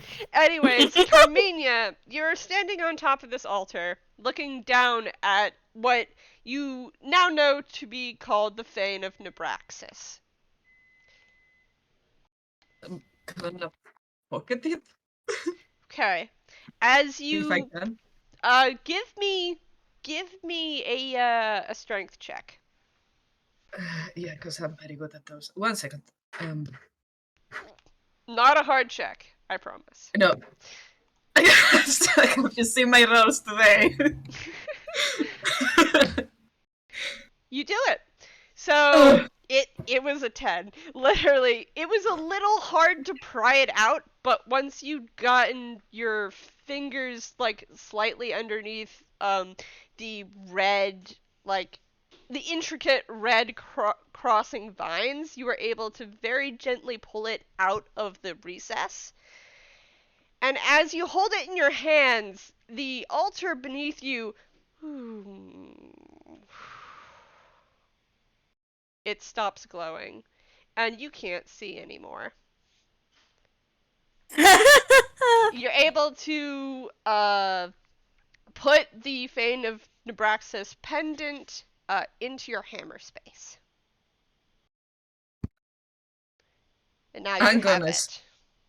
I'm gonna spider back and get out of here. Yep, you spider back and you see what's going on. You can easily walk up and across the ceiling. Meanwhile, Sforzando, Carmiña didn't respond, but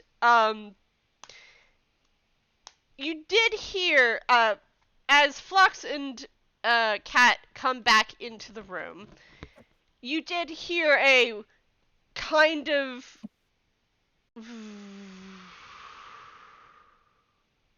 sound happen. He would probably call out for her again, like, hey! But it only takes her a little while to grab the pendant and come back out, so. You shout, hey, just as Carmiña, you're crawling out of the lock. Yes, it made. I'm out. Cat How and did it go? Jack, you see a small spider. Yep. Guy's like, oh, didn't know you went in there. I'm gonna own a spider, because if not, I like to be mute, but... You're gonna unspider? Okay, cool. You unspider. You're now Carmiña again. And I take the pendant out and I just show it. Oh. Phlox, There we go. that is what you're coming here for. You have to. Oh, yeah. You have to hold it. You have to hold it. You must hold it. Okay. Phlox was in the middle of picking up the skull from in front of Gale and taking a bite out of it like an apple, but... As you take a bite out of it, everyone can see that it's foam. Oh my god. Cat just sighs. Foam is not tasty. Phlox just, nah.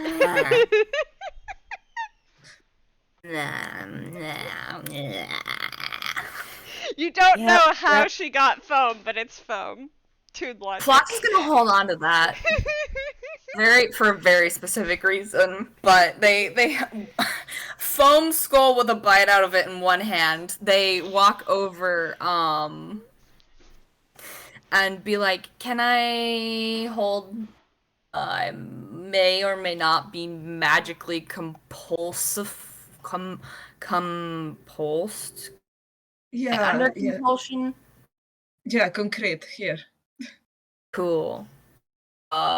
Phlox is gonna walk over and stand on the... You know what? Is this a table right here in front of him? Yes, that's a table. How convenient. You're gonna crawl on top of the table, okay. And just, like, crouch down to be at approximately Carmiña level and be like, hi. Hi. Hi. You did it! Yeah, this is the thing, right? Yeah. I'm surprised it hasn't burned my hand here. No idea. I can hold on to it though if you want. So I also want to, and Phlox kind of shows Carmiña the bitten foam skull. I kind of want to leave this on the altar upstairs. I think that'd be funny. You're hilarious. Definitely do it. Yeah. Hell yeah. Phlox is gonna like juggle the pendant and the foam skull and like offer Carmiña a high five. This is the most awkward high five you have ever gotten back. Hell yeah. Phlox is gonna put the seal in their hammer space. And Cat is done. Yeah, Cat is honestly starts leaving flowers at the altars, and he already did with the tombs. If Cat Just starts paying leaving- respects, you know? If Cat starts leaving, Sforzando will start to try and motion everyone else out. Gale follows Cat.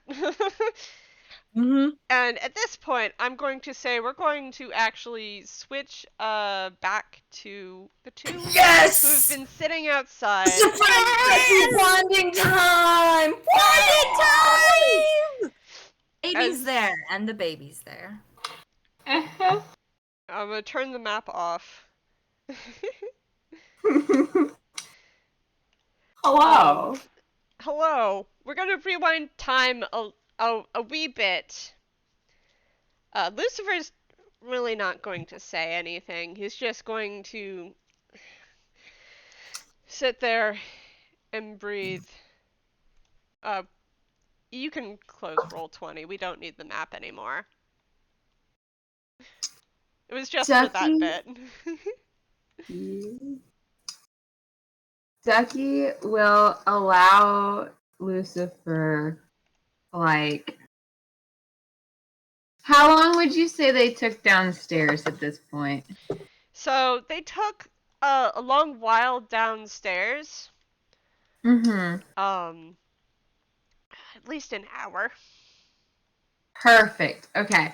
So Ducky would allow, like, 5 minutes of peace and quiet and, like, encouraging the baby to have snacks and run around and not cause chaos and all that stuff. The baby has taken to like spinning like around in place with like running and then zooping in it their limbs and then just sliding on their shell. We're talking like the shells in Mario Kart here. Yes, like that. Beautiful. I love it. So Ducky would be losing their shit at this and be having the bit of quiet. And then would look at Lucifer. Do you think the stars remember us? The stars? Yeah. Like you think about it, there's a lot of people out there, but there's a lot of stars. And I've seen at least a couple of them. Do you think that the stars remember all the people? Well,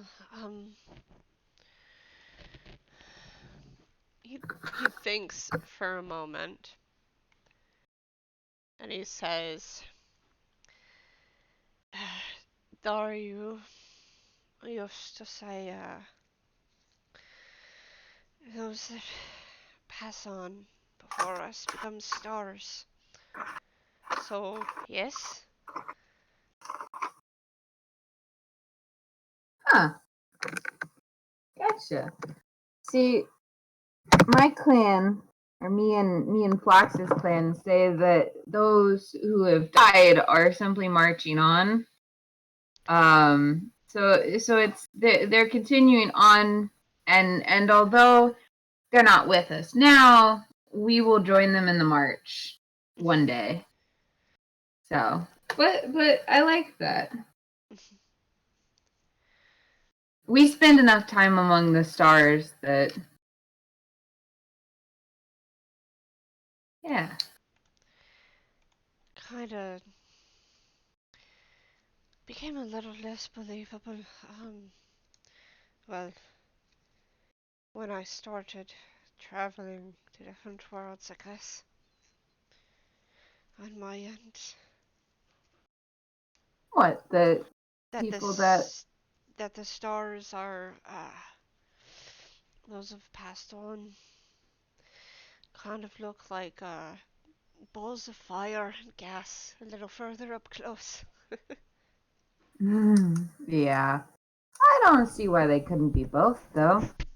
I mean, in a way, like, if you look at Poons and Real Kind, we're all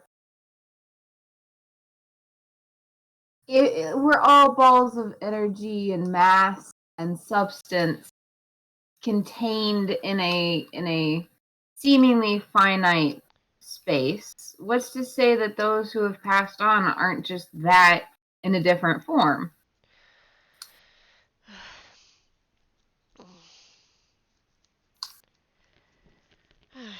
Good point. And if you think about like revivify and spells that bring people back, like they gotta come back from somewhere, right?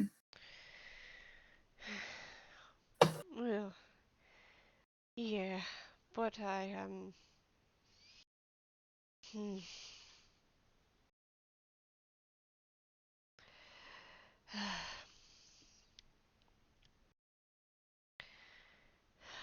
I don't really know. Kinda because when I died, it was there was fire and it hurt, and then there was nothing, and Mm-hmm. then suddenly I'm seeing this underground lab,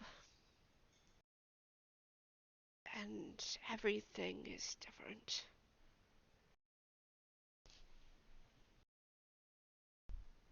Hmm.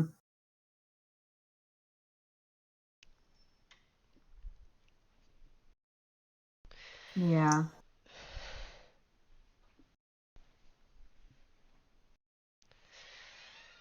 It I suppose it's a little different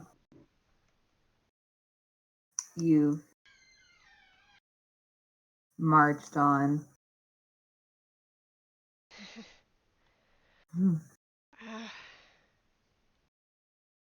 Honestly, I don't think I could have, even if there was a chance for me to. And his, as much as they're flickering, the blue light of his eye flares when he says that. Sans Undertale. Look, Sans Undertale is a revenant. Don't at me.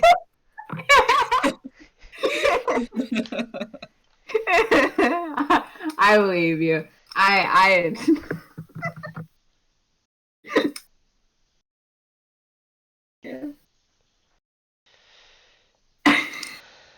I had it. Hang on.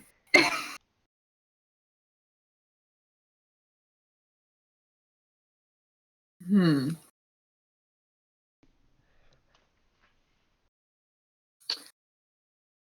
What would you say is so you of 6 months ago, whether that be like full 6 months, like your perception of 6 months ago, because time is fake and we don't believe in it here. Your perception of 6 months ago versus today, what would you say is most different?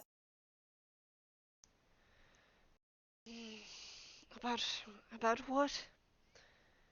I don't know. Like, is we're in a different place than we were 6 months ago. I've never been here before. That's true.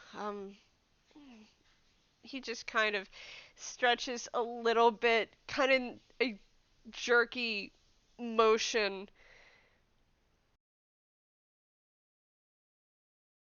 Almost like a puppet.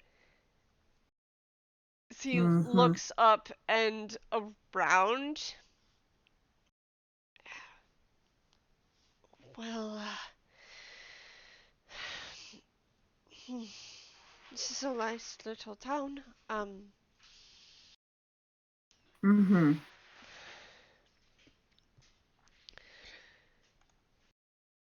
I think, well, one of the things that's different is I have someone who cares enough that if I disappeared for 2 months, she's gonna yell in my ear about it. Yeah? Is this someone that's gonna take offense at us wandering off, or are we good?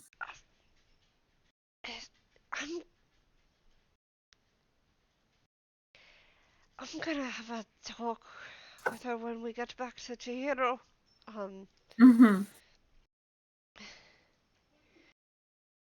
Gotcha. I don't think she'd be upset that we wandered off, more the fact that I've been talking with her every night, and the deviation from that was a little much. Yeah, me and Phlox are gonna hear about it from Weir when we finally check in, I'm sure. We're not quite every night, but we're once a week, every couple of weeks, something like that, whenever we get a chance, and it's in a couple months. But the Weir are used to us not being constant to some extent. I've been thinking that maybe I should learn something to make it easier. I mean, I can talk to my friend Ala more often, but he kind of very shakily reaches up and pulls a necklace out from the shadows, and you see it's it looks like an eye, a red and black eye, and it's like very nicely lacquered with like silver wiring and such. I can only talk to her once a day with this. She gave it to me. Pretty. Yeah. She also gave me my gun. Nice. Ugh. I'd like to meet her if possible. That's pretty kick-ass. Well, since you're coming to Chihiro, you'll probably meet her anyways. Oh, that would be fun. I want to know who also had the same instinct to look at you and be like, ah, yes, let's give this person a weapon and then never let go. Probably about the same time as when she helps me out from a firing range I didn't know I had stumbled into. I was a little distracted. Of course it was. Gotcha. I love you, dude, but situational awareness is something we gotta work on. I'm not usually that distracted. I'll be completely honest, I was a little worried about Teddy falling apart. Fair. Teddy falling apart was not a goal. Yeah. That's also a recent change. Yeah. On the bright side, we now get to ask Teddy's opinions on the concept of trees.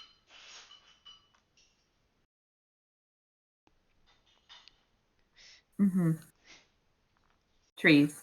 That's definitely the word I was gonna say there. he just kind of, he looks at you and goes,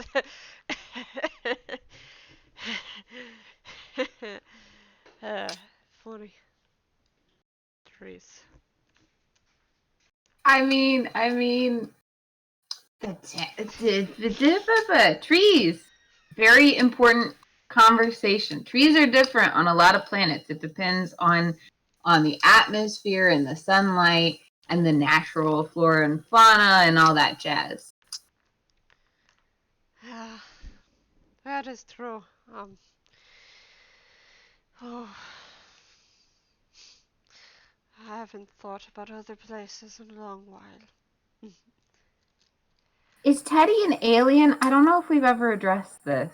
No, Teddy's from here. I think he said he was from some place called, oh, what was it called again? The Heart Isles?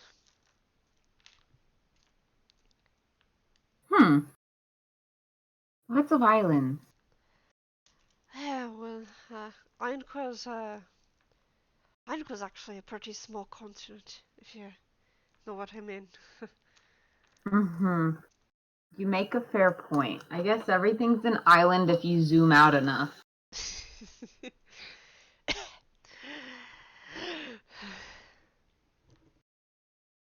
You doing okay there? You're breathing a little wonky. Yeah. You know I worry.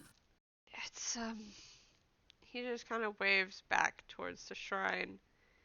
I do say, like 5 minutes before you guys started talking, Arina, like, walked past you and towards the marketplace. Ducky takes note of this, but assumes that whatever happened inside means that Ducky doesn't want to be anywhere near it. Mm-hmm. She didn't pay any mind to you at all. Perfect. Okay. Distracted. But I thought you should, have a note of that. Yeah. Because it's something that happened, like, before you started talking. Anyways. Mm-hmm. Whatever is in there, it's kind of feels like it's trying to push me out and away, or destroy me. Is there like a certain radius that would give this effect? Like, did you notice it at a particular point? When we walked into the village, it wasn't really that bad, but like the tree line, exiting the tree line.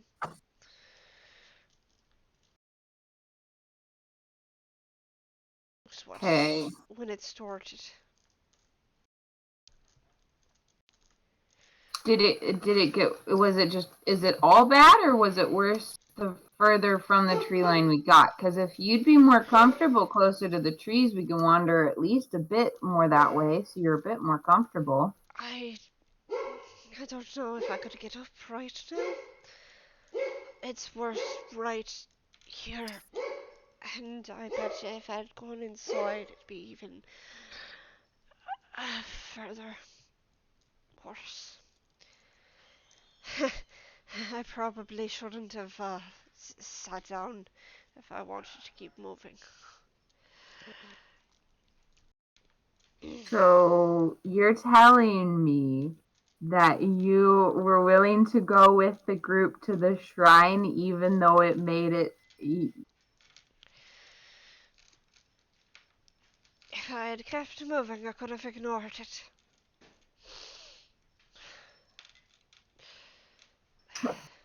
Okay, so I'm going to tell you a thing.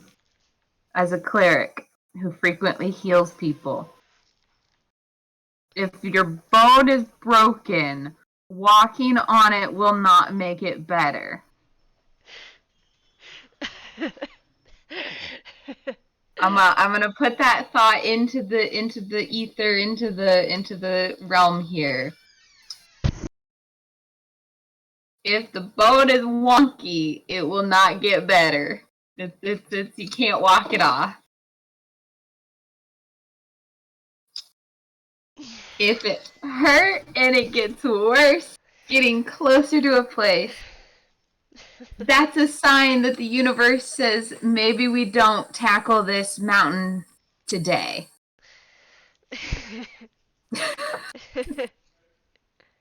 I appreciate the attempt at teamwork and sticking together and like be a part of the group and stuff, but also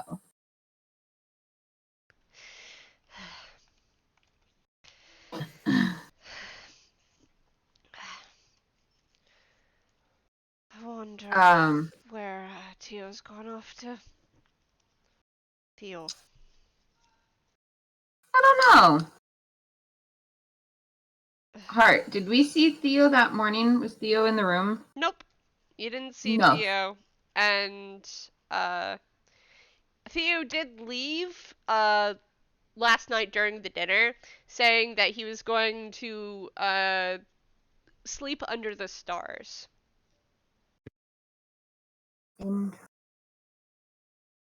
How I'm trying to remember the layout of the village. Is the shrine more centralized? Yes, the shrine is in the middle of it. The inn is actually on the edge of town, close to the road. Mm-hmm. Along with the marketplace. Okay. If one were to walk from the tree line to the shrine, about how long would that journey take, would you say? So if you're, regularly walking, Mm-hmm. and you're not hurting, it probably take about 10-20 minutes. With Lucifer in the state that he is, you're going to have to pretty much half carry him.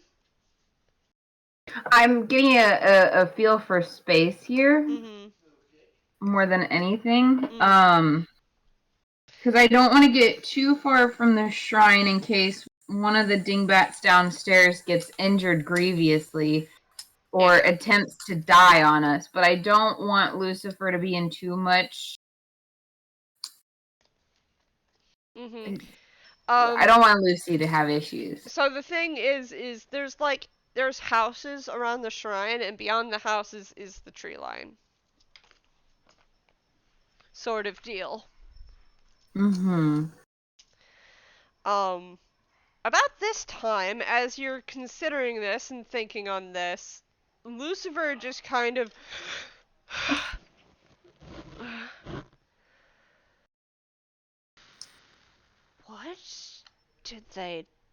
What just happened? Lucy?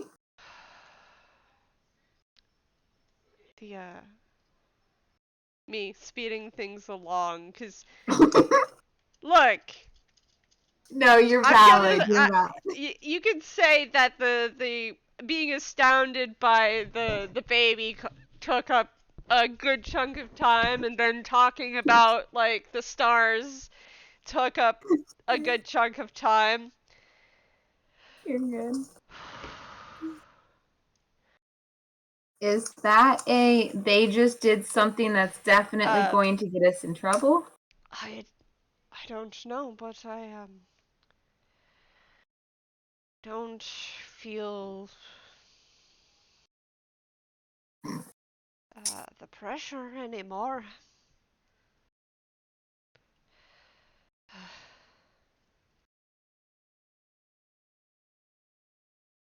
Okay, that sounds like a good sign. We're definitely not going to get attacked by Nebraska.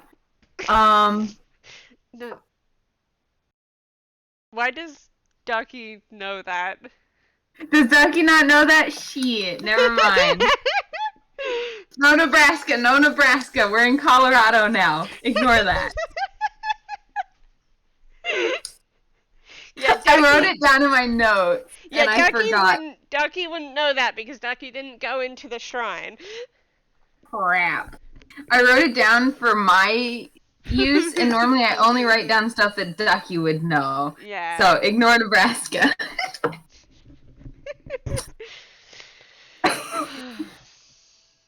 So we're definitely going to get angry shrine people back here now.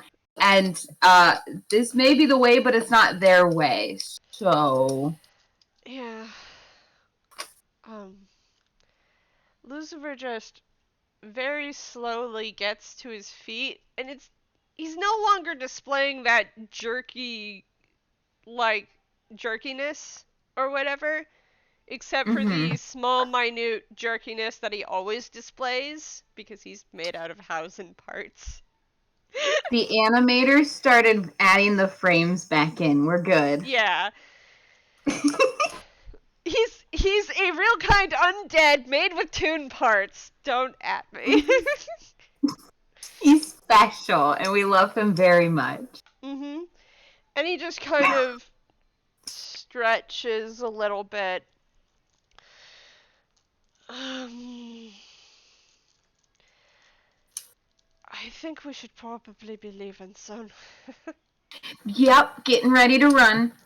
And Ducky will do a whistle. I had one in mind, but I can't think of how to describe it, so we'll come back to that one. But yeah, Ducky will... You whistle, and the baby slides to a stop with, like, a dust cloud and looks over at you, and then starts running towards you, that, scampering...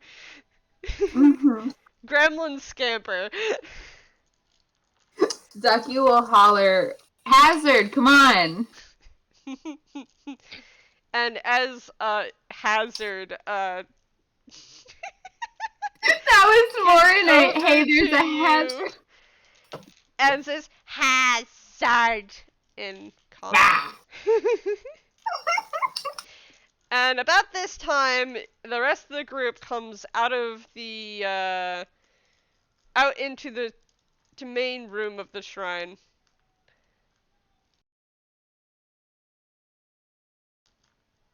So Phlox is definitely leaving that skull there, by the way. Like in between the wolf's like by the wolf, like tucked tenderly in the wolf's embrace. Man. Gale's gonna, like, do this sort of, like, turn green for a moment and just, like, walk out of the shrine. Do you really have to? I think it really improves the decor. And Cat's gonna reach into his pocket and pull out some seeds and spread out some flowers and lay them on the statue. Do you put anything in the offering box, which appears to have a few copper inside? Cat would throw in 1 gold, honestly. He doesn't know how the actual traditional way of doing it is, but at least paying a little bit of respect. He doesn't need anything right now. Well, he does need a lot of things, but, like, he doesn't know how this works, so it's better just be nice. Yeah.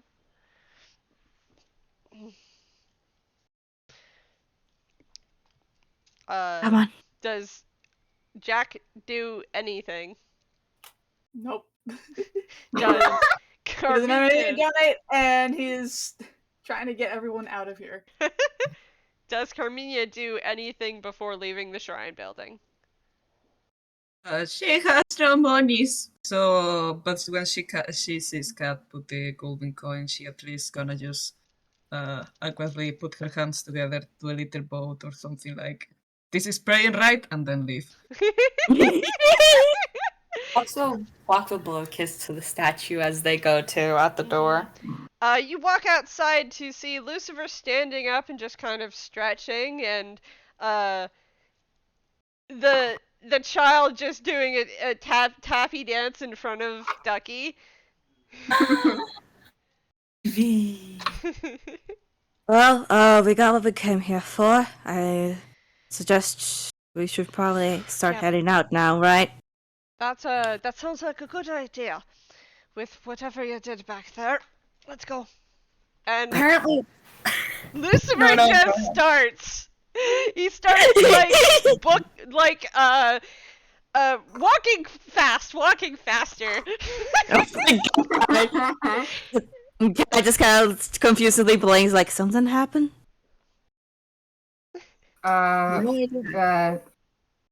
Nope. awesome.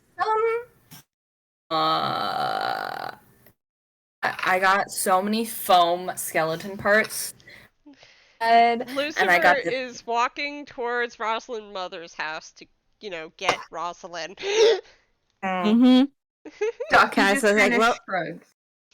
And runs we after. should go ahead. And Cass just gonna quickly follow behind. Phlox is gonna.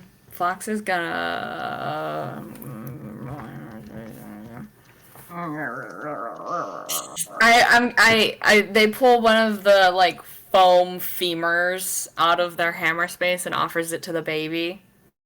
Oh my god. The baby jumps up and snatches it out of your hands and then goes at the taste. Liar. It's a liar bone. Is it blah? I know, it's blah. You don't have to chew on it. We'll find you a stick or something. Maybe a bird. Like a small bird. Bad.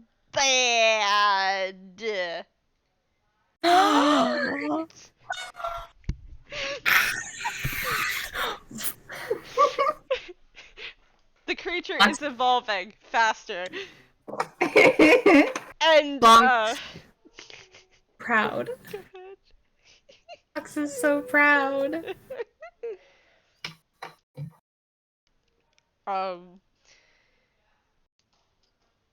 Gale looks at the dragon turtle and says something in Draconic.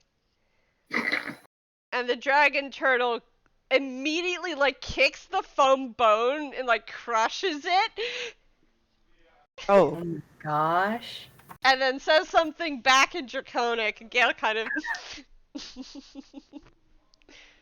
What are you teaching my baby? I am not teaching him anything. First of all, don't gender our baby. I did not. Did the baby? Hell yeah. What? Oh, you... I see, you can't understand Draconic. No. Those are his pronouns. And Phlox crouches down with the baby and the baby's face and smooshes his face and smooshes their faces together, making kissies and all of that. All I did was tell him it was made of foam.